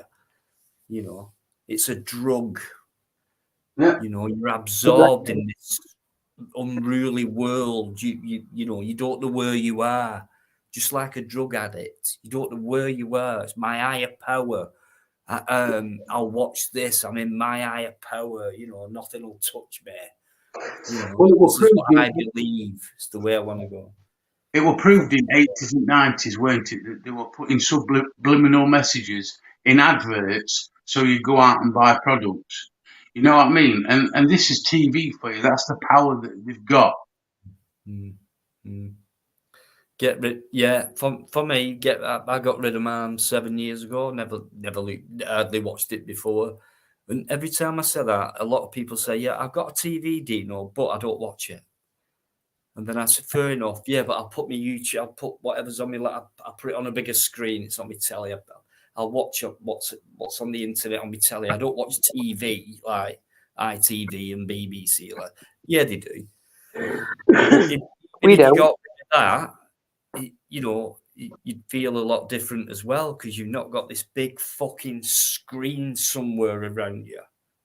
It's imposing. It's a bit Big Brother. It's a bit like that. I'm in control. I've just got this laptop. I don't have nothing leering at me like a big square box where I think, and I've said it before, when I was a kid, you used to get up in the morning, TV switched off, sat there knackered, but just used to look at the screen like that. Yeah, but do you know, back in the day, Not even switched on. Not even Remember- switched on. remember back in the day though, when it used to get to a certain time at night, you used to have that, you know, the hash noise, or like the Space noise. the space noise, or the there was a test card that used to come up, weren't they? Do you remember that? Yeah, you had the, well, on the BBC, you had it always finished at midnight. TV used to finish at midnight Yeah. and stuff like that. And you Yeah. got a little, what was it on the young ones? Got a little white dot. Are you coming to bed now? I just want to watch the little white dot for a bit longer. And that sticks in my mind. Yeah, It's comedy, but he will like going, no, I just want to watch the dot for a bit longer. but it's true though, isn't it? Mesmerised by the screen, right? So imagine yourselves without a TV or watching anything on the TV or a TV program, not even reading any listings or anything like that. You've no idea what's going on TV, apart from, you know, there's always the constant flow of news programs and soap operas and things like that, other document. But apart from, you don't really know what's going on because you're not listening. I'm not watching it. I'm not being put off by that, but I'll read up on it on my laptop. I'll have a quick read up. Yeah, same bullshit. Yeah, whatever. Oh, right, that's all I need. I don't need to look at a fucking TV or watch stupid program like films and things like that. But some people are just fixated on quiz shows, soap operas, you know, and stuff like that. I just find that sad when there's so much we need to do. There really is so much work we need to do. Yeah. Like with radio and all, you know, in an evening. LBC, that's a talk radio, but they have discussions a bit like here. And they're not pro. I listen to LBC, Amanda. Yes. I get notifications as well, and some I'll keep, and I have actually brought some stuff up. I feel like going on there myself sometimes. Yeah. I might even try one day, but I do keep them because I think, right, Friday. Do you know what? I'll bring that up because, you know, I'll bring that up because I reckon a few people will be aware of it. I'll never try and bring something up where it's a complete stranger to everyone. I just said it's got to be something where at least a few people are aware of it and then kick on from there. But I do like LBC. It's a radio station. Yeah. Yes. Very informative. Yeah. Yeah, I like LBC. We've listened to that for many, many years. Because they do challenge. Yes. Properly, don't they? And it not in a very polite way. Yeah. I think there's certain restrictions they can't go into and so on and so forth. But again, you know, it's kind of midstream, I would say. It's not mainstream, but it's not social media. It's kind of it's like middle of road stuff, innit? Either way, but you know, they're independent. Yeah. No, they're all right compared to like your ITVs and your. Yeah, well, I can't remember last time I watched TV, to be fair, even though we do own one. Like you say, I do have stuff on the big screen, but I don't watch it. I mean, we do have Netflix, but again, it's like kids have got login, and we don't really use it. I might watch some documentaries occasionally on there and what have you, but I use the internet more than those. Do you know what I mean? All on my laptop. That's what I'm saying. So I'm watching the latest version of You. Brilliant. Oh, yes. Oh, absolutely brilliant. But what I haven't got in the corner of my eye is a square contraption of mass destruction. And All right. for not to have that there and just concentrate on what I've got in front of me, it's all I need. I don't need a screen elsewhere, like, because to me it's a television, and that has brought so much harm to me. I don't even Yeah. want to look at it. Go away, get out the door, right? Because what you can give me, I can have on here, and it'll be my choice as well. Well, I'll tell you what I found, right? You know, when all this first started off a year ago in Ukraine had got live cams all over the place in Ukraine, and there were news reporters. There were clips being put on YouTube, and news reporters stating that this had been bombed, that's been bombed, that's been bombed, right? And do you know these cameras that I was watching didn't show none on it? I just couldn't get my head around that. Mm. You know, it's weird, and them cameras are still running today. If you put a search in for cameras in Ukraine, where CCTV or whatever, they'll come up. But like I say, you could just see people walking around normally, cars driving around normally, and allegedly these places were getting bombed. Mm. You know. Well, don't forget we're supplying them. And we're supplying them all these weapons, and allegedly, you know, paying for all this. The taxpayers paying for all this. You know. Very minimal to Turkey. It's had an earthquake. Yeah, nothing to Turkey hardly, and they've just had an earthquake. And there's more dead in Turkey than, you know, in Ukraine. So how does that work? Well, that's just simple propaganda, really. Yeah.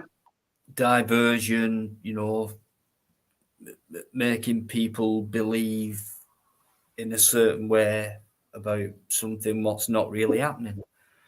And because they know people will just, a lot of people will just automatically believe the first thing that they're told or the first thing that they see without going, well, hang on, no, I'll not do that, first of all, before I even see it. So if something comes up, what I'll do is not believe it and just think about it first. Let's have a look at it. But no, people go, oh, God, have you seen that? Have you seen what they've said? Have you seen what's happened there? And it's like, how do you know that's happened? Well, because I've seen it. But how do you know what you've seen has actually happened? Well, they proved that, didn't they? Because I've seen. And so how do we come on? I mean, how do we do it? Well, look, when he did that, fucking stupid mind frame. When that president at Ukraine did that interview, right, he got a green screen on it background, showing a load of crap, right, and there was nothing there, mate. It were a green screen. You know what I mean? It's beyond belief. It's beyond anything that people are actually absorbing this into the brain and believing it. I have to question everything now. Absolutely everything. Everything. Unlearn everything. Hardly anything you see is real. I mean, how unbelievable is that? But maybe it's true. That most of what you see isn't real. I mean, the plastic things and the stuff that you touch and feel, yeah, okay. But what about what's really going on? What about the stuff you don't see in front of your eyes and things like that, including invisibility? You don't really know what's going on. They haven't told you any truths whatsoever. They want you to live in this little world, you know, where you've got shops and streets and houses and bills and fucking sports and all this little creation that they've got going on. But outside of that, there's something real and they don't want us to know about it. Because I feel something other than the plastic world that I'm living in. I feel there's something not right and I don't want to belong here. Well, it's like the government, Dino. Listen. It doesn't feel natural to me. It's hurting me. It's hurting my body and it's hurting my mind because I know it's not real. I don't want to be in this place. Just tell me how many times that Boris Johnson was proven to be a liar while he was in power, right? Just tell me how many times. How many times does it take for people to realise? to realise that that government, right, has done nothing but lie. And it's been proven over and over and over again. You know, the Partygate scandals, all I mean, different things. how You know, long does it have to carry on for people to wake up? It's the same pattern, different generation, you know, different things are going on, nothing's the same, but it's the same agenda, what they've got all the way through. They have to change it to fit in with the now and the modern times. Of course they do, but it's still the same agenda for me. Keep people divided, lie well, convince them well, you know, give them things, throw them a banana and they'll be happy at that. These monkeys in that cage, all they're waiting for is that banana. That'll do them. Christmas Day, Easter eggs, etc. That'll do for them. Celebration, flowers, Valentine's, whatever, that'll do. Throw it at them. They'll be happy at that. That'll distract them from everything that's really going on because they love it. They love the plastic. They love all this romance. They love all this false, illusional create thing that we're giving to them. They love it. They believe it. Look at them. We're being laughed at. And yeah, I mean, Anyone look who- at what they said last Like year. me, no, anyone they'd be saying, "What a weirdo! What a fantasist! You're a conspirator! You're a weirdo! What are you talking about? What? You know?" But hey, you know, I believe in what I say, in what I feel. You know what I mean? And many others feel the same way. So I'm not bothered about that. What people say about me, about things like that. I'm bothered about the future, about nature, about people. You know, humanity. You know, the way they're trying to make us into a new type of entity by making us half biological and half robotic. WEF, Klaus Schwab, look into it. They're actually saying this is what we want the world to be in the near future. Obey.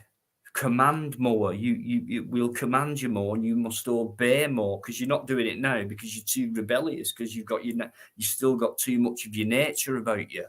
You know, you're human. You'll rebel. You know, you'll go against us. So how do we dampen that? How do we get more in control of you? Well, we've advanced with technology, so we'll introduce that. We'll do the microchip thing. You know, we'll even do the COVID thing and keep you 2 meters apart. That's how simple you are. And you'll put a mask on as well, not knowing that it's dangerous for you to do so. And then we'll introduce the vaccine. And then all of a sudden, massive drop, massive death rate. And it's meant something that's meant to keep you alive. That is Masonic, because that's how Freemasonry works. As above, so below. The opposite. That's how they do it. If they say yes, it means no, but you'll always believe in yes. And that's how they do it. All in plain sight. Yeah. And like Chris said, the evidence is there and it's been there for years, except no one can be asked to fucking look into it, or can be asked or can be worried about the kids, the grandkids, or whatever the future may be for humanity. No one can be asked because they're too busy, you know, with the material things, with the lifestyle, with the keeping up appearances, and the nice house, and the nice car, and the nice yacht, and the nice holidays, and brag about this, and Christmas presents, and etc. That's all people are bothered about today. It's true. You know, it makes me sick. I'm sorry. Just let me have a minute. Yeah, take a minute, love. Take a minute. Good night, Indigo Wings. Take care, darling. Sleep well. Yeah. Good night, bro. Thank you very much, guys. To everyone who's been in, I thank you very much indeed. Thank you. I appreciate it. It means a lot. It does. I mean it.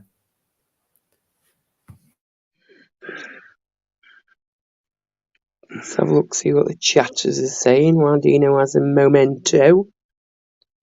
Tend to question everything, but it comes at cost, if I'm honest. For me, it sometimes takes me longer to make a decision then said girls is willing to wait. Yes, I understand that, Neil, and I get that. It is though, isn't it? It makes you question everything because you're always like, what do they call it? Suspicious, that's the word. Sorry, it's getting late. My brain's not engaging sometimes. But it does make you suspicious about everything. It's It like makes what they said last year, and it's and they said, when there was under a bit of fire from public opinion, and they says, well, we gave the public the freedom. No, hang on, you're the cunts that locked us up. Well, exactly. It's like putting a tiger in a cage and letting it go and say we freed it. Exactly. Once bitten, twice shy and all that. Exactly. Yeah, I don't know. And just look, though, at all this, last couple of years or so, how many more people have suffered, through illness, mental health, whatever, it's astronomical. Yeah, I mean, somebody was on about the other day that apparently the excess deaths in the UK is something like 19% more than usual. And look, don't you think a lot of that could be contributed to people not being able to get healthcare? Yeah. Yeah. And what about miscarriages as well? There's been quite an influx in miscarriages as well. These last few years. And if people are able to get urgent healthcare, which has been happening in the last few years, and that is one of the side effects of it. And these excess people are going to die. Well, exactly. Yes, definitely. It's not good at all, is it? Not good at all.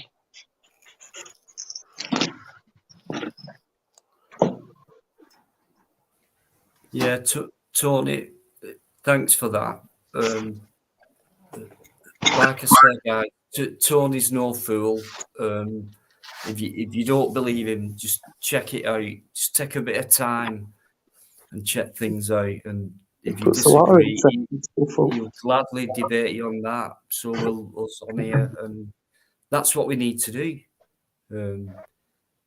Disagree and agree and debate and whittle it down and things like that. That's what we need to do, rather than keep falling out and just because I don't believe him and I'll not even look into it and things like look into it.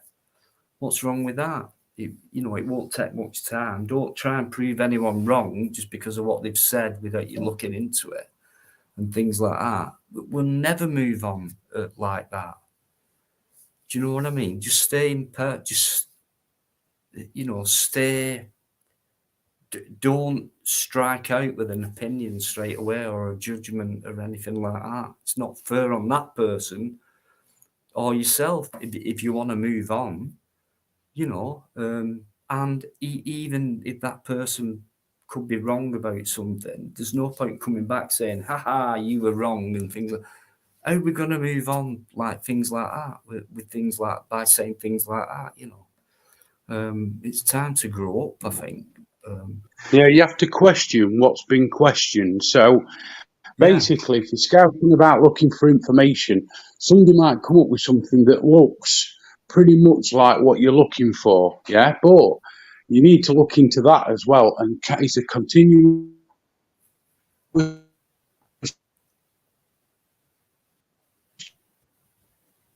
chain until you get down to the bottom. But what you need to do more than anything is follow the money. I'm cut out. I've got on my bike. Yeah, it's just been chopping. Can you hear me, Dino? Yeah, you're back.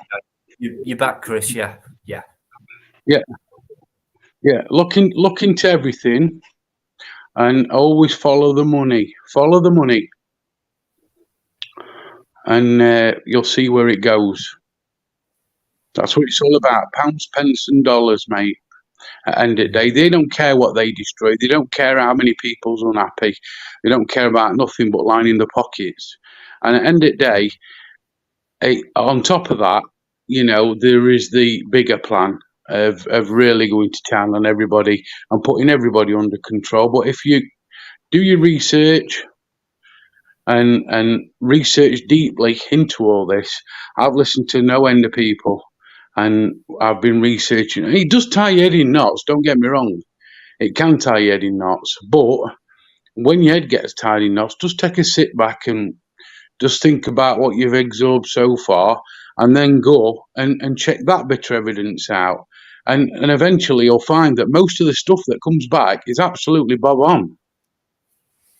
Well said, Chris. That's it. You know, guys. and Nothing at face value. I'm You know. stupid when it comes to felt like that. You know what I mean? I can't.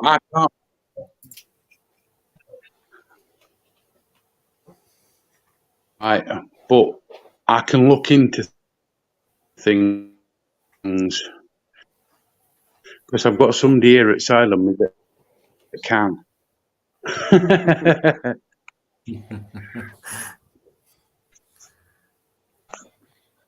All right. It sounds a bit. It keeps popping up a bit, Chris, but we did get what you said then. Sounds a bit choppy, but Moon, how you doing? David Icke is the best.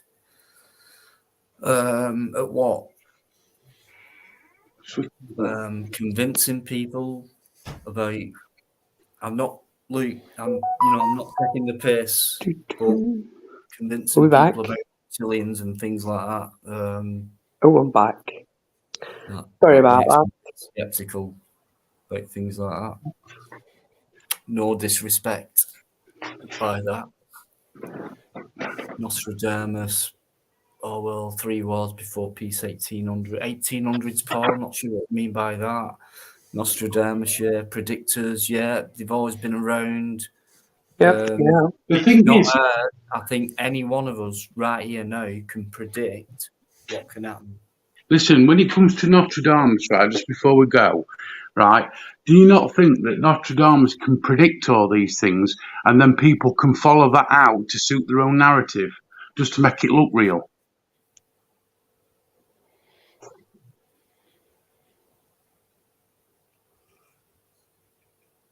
Chris, I'm sorry, I was reading a comment while you said that. No, sorry. No, it's all right. It's fine.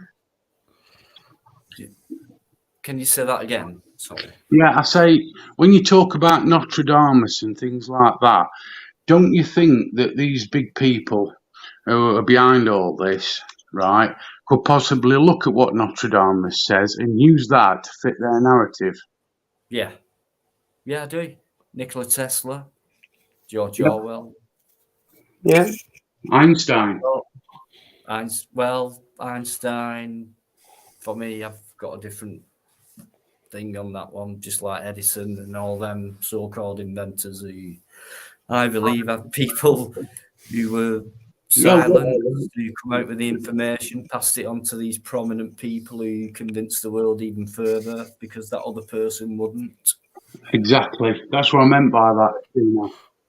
Thank you. Neil, that's what I was reading. That's why I got distracted. Sorry, Chris, about that.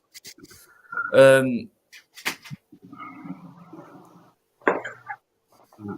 Right, I haven't deleted. I put it up on private. I've taken it off my channel, but I've kept it. I've kept the live, and I can just put it on private. So take it off public viewing and keep it on my channel as private. And do you mean Charlie? Charlotte. Charlotte?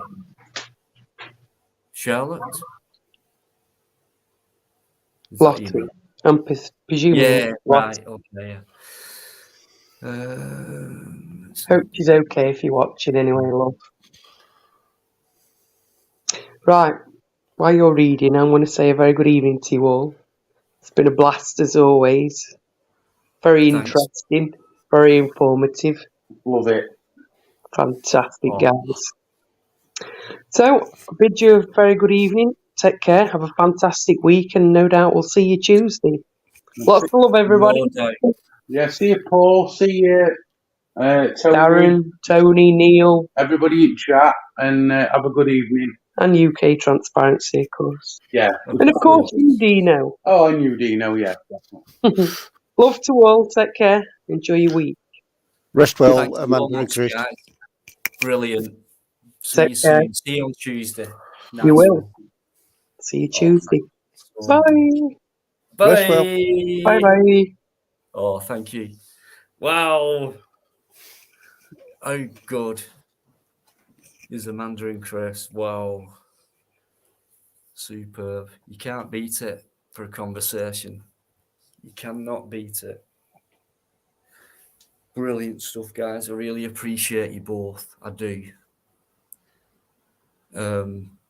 So yeah, I'll see you on Tuesday. Can't wait for that. Brilliant. Right, so I'll give it. We got me and you, UK and myself still on. I'll not put the link up. I'm going to end it by around 1:15. All you guys who I've missed, who've come in, thanks very much indeed. I do really appreciate it. It's been one of them again, non-stop. But why not? There's no point staying quiet, is there? Let's get as much out as we can, right? So yeah, thanks very much indeed, guys. Really appreciate it. Paul's still in there, Paul Yeoman. So is Rucksack, Neil Robinson. Yeah, I don't really want to talk about the Charlotte thing. So no, it's no worries. It's just you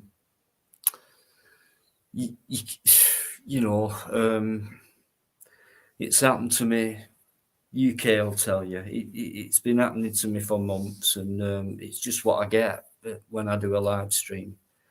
You either get understood, misunderstood, or they don't want to understand you at all. And I don't mind either way, because I know most people who come on do understand what goes on here. And if they don't, then, like I said early doors, just honestly, just go elsewhere. It's simple. You just don't have to come here and watch or listen, you know. So it's one of them, Neil. Just some people aren't happy with what I say and what I do, and they don't get it either. It's disappointing when you thought certain people did get you, and they don't. Makes you wonder why, really. So yeah, I don't think we'll be seeing Charlotte again, guys. Put it that way. Thanks very much.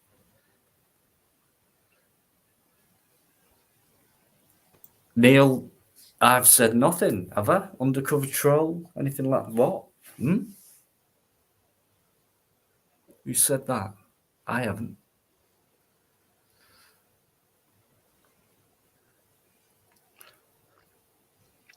That's it. It's difficult when you do doing live panels, and it does.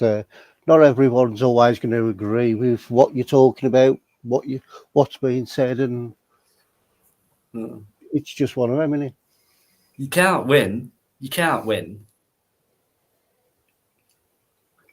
But I don't. You know, I don't mind. I'll just. It goes back a couple of years, so you can all look back at whatever and see if I've been any different. The only way I've gone different is I've grown in confidence from the first lives, and you know, ended up with more knowledge, meeting people, and out with more stuff, what I've learned from other people, and bringing it onto a live. So, but I've always been myself, and those people who've met me in real life will tell you the same thing, you know.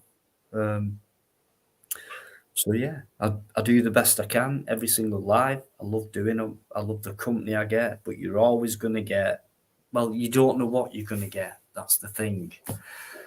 But I know who certain people are, and like who've been around for a long time, and the consistency and trustworthiness of these people. I don't even have to ask people to do anything. I wouldn't anyway. It's just they do it for me, and that's an emotional feeling for me because I never ask, and they do it, and I just, of course, I think why are you doing it? Well, because we like doing it for you. So, well, that's fair enough because I do that as well for other people. So okay, all right, I get that. But it still amazes me, you know. It's like UK. He keeps putting links up on for channels or video links and things like that. Out the goodness of his heart, because they're all decent things that he's putting up. It's not like, oh, watch this, it's a pile of shit. It's like, watch this, or look at this guy's channel, or you know, these are really helpful people, and I don't ask anyone to do anything, but they do it for me, and you know, I don't really know 100% why, but they do. So I always know on a live I'm in great company, you know. The odd time you never know what's going to happen, so but I can deal with that, no problem at all, because I know I've got a great crew behind me. And you cannot get better than a bunch of people who you don't even have to ask them to do anything. They just do it for you.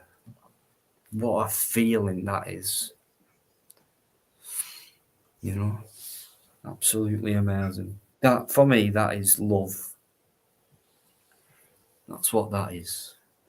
You know, I think in things like this, I think sharing the links is important. Because to me, it's playing exactly the same game as what the government's playing. If you just say, for example, Boris Johnson when he was Prime Minister, saying one thing, then you think, yeah, okay, he's saying it, but nobody else is saying it. So when they get the rest of a so-called country leaders to validate what they're saying, and then people start to think then, oh, everybody's saying it, so that must be the truth. So if we can do the same, like some people might be sitting here and oh, look at them bunch of idiots. It's only them what's saying it, but if we can show that it's not just us, it's hundreds, possibly thousands of people what's saying exactly the same thing. Yeah. Yeah, absolutely, mate. And you know, I appreciate everything you do for me. Always have done, and you've been around for a long time. You know, there's quite a few people, but I really do appreciate it. Don't you know? I'm not just saying it at all. You know, I just do what one thing. Well, two things is do lives and do videos, and that's it. You know, and then but on a live, it's like I know I talk a lot and things like that, but I couldn't imagine being on my own. You know what I mean? Yeah, well, Like, I couldn't do a chatting live by myself. To be honest, I've never been a great talker anyway. So no, but what you've done for me, mate, is just amazing, and I've never asked you to do anything. You just, well, I have actually. I've said, oh, if anyone's got that link, I bet you Any Money UK puts it up first. That's the only time I've never asked for anyone to do that. Like, make sure you put it up or anything like that. I bet you Any Money it's going up, or can someone put it up? well, I'll show you, Dino, why it's. Never told anyone to put it up. I have asked them, but yeah. The camera's come off now.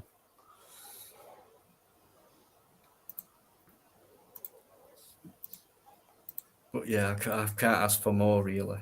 And at least people are asking things like, you know, how can we move on? People really do want to move on and get out of this shit that we're in. And it sounds easy in our minds, you know, that we can do this and do that, and that's all we have to do. But yeah, but it just won't happen that way. So it's all about, you know, planning how you're going to do that. And selfishly, we want it to happen in our lifetime. It'd be great to see, you know, but in reality, it won't. And all we can try and do is pass down as much as possible. And the younger people learn, the better. It'll become. Even thinking back to the older days where my teachers, they were all old and things like that. Teachers now are young and things like that. So things have been passed down to a younger generation as opposed to before, where your main authorities, including politicians, etc., teachers and all that, mathematicians, scientists and all that, they were all like older people. Now, the kind of kids, I say kids at my age, you know, young people in the 20s and that, and that never used to be the case. So what I'm trying to say is, you know, you can manipulate, you can teach, educate younger people into becoming something in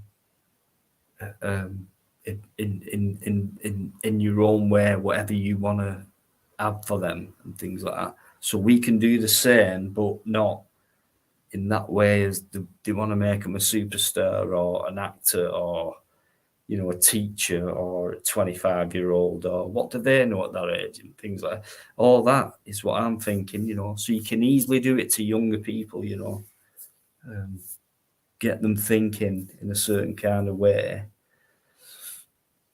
But in this way, what we talk about, you know, the important stuff. So it can be done, and for me, it's the way it's got to go.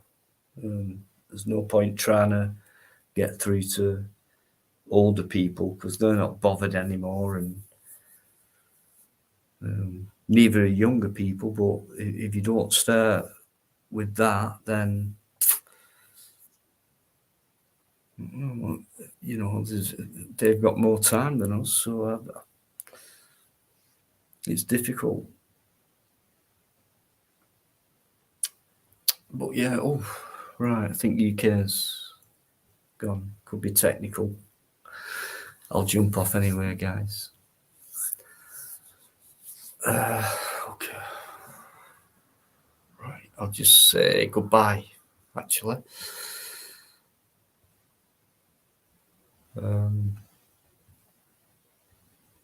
Just going back, yeah, okay. Right, so thanks to everyone. I really appreciate it. It means a lot. Top conversations tonight. Typical, good laugh, good banter, serious stuff, great guests, great chat. I couldn't ask for more, guys. Honestly, I really couldn't. It's been absolutely fantastic. So, no worries, UK. So, no worries, Ron. I still haven't got your email, so try again.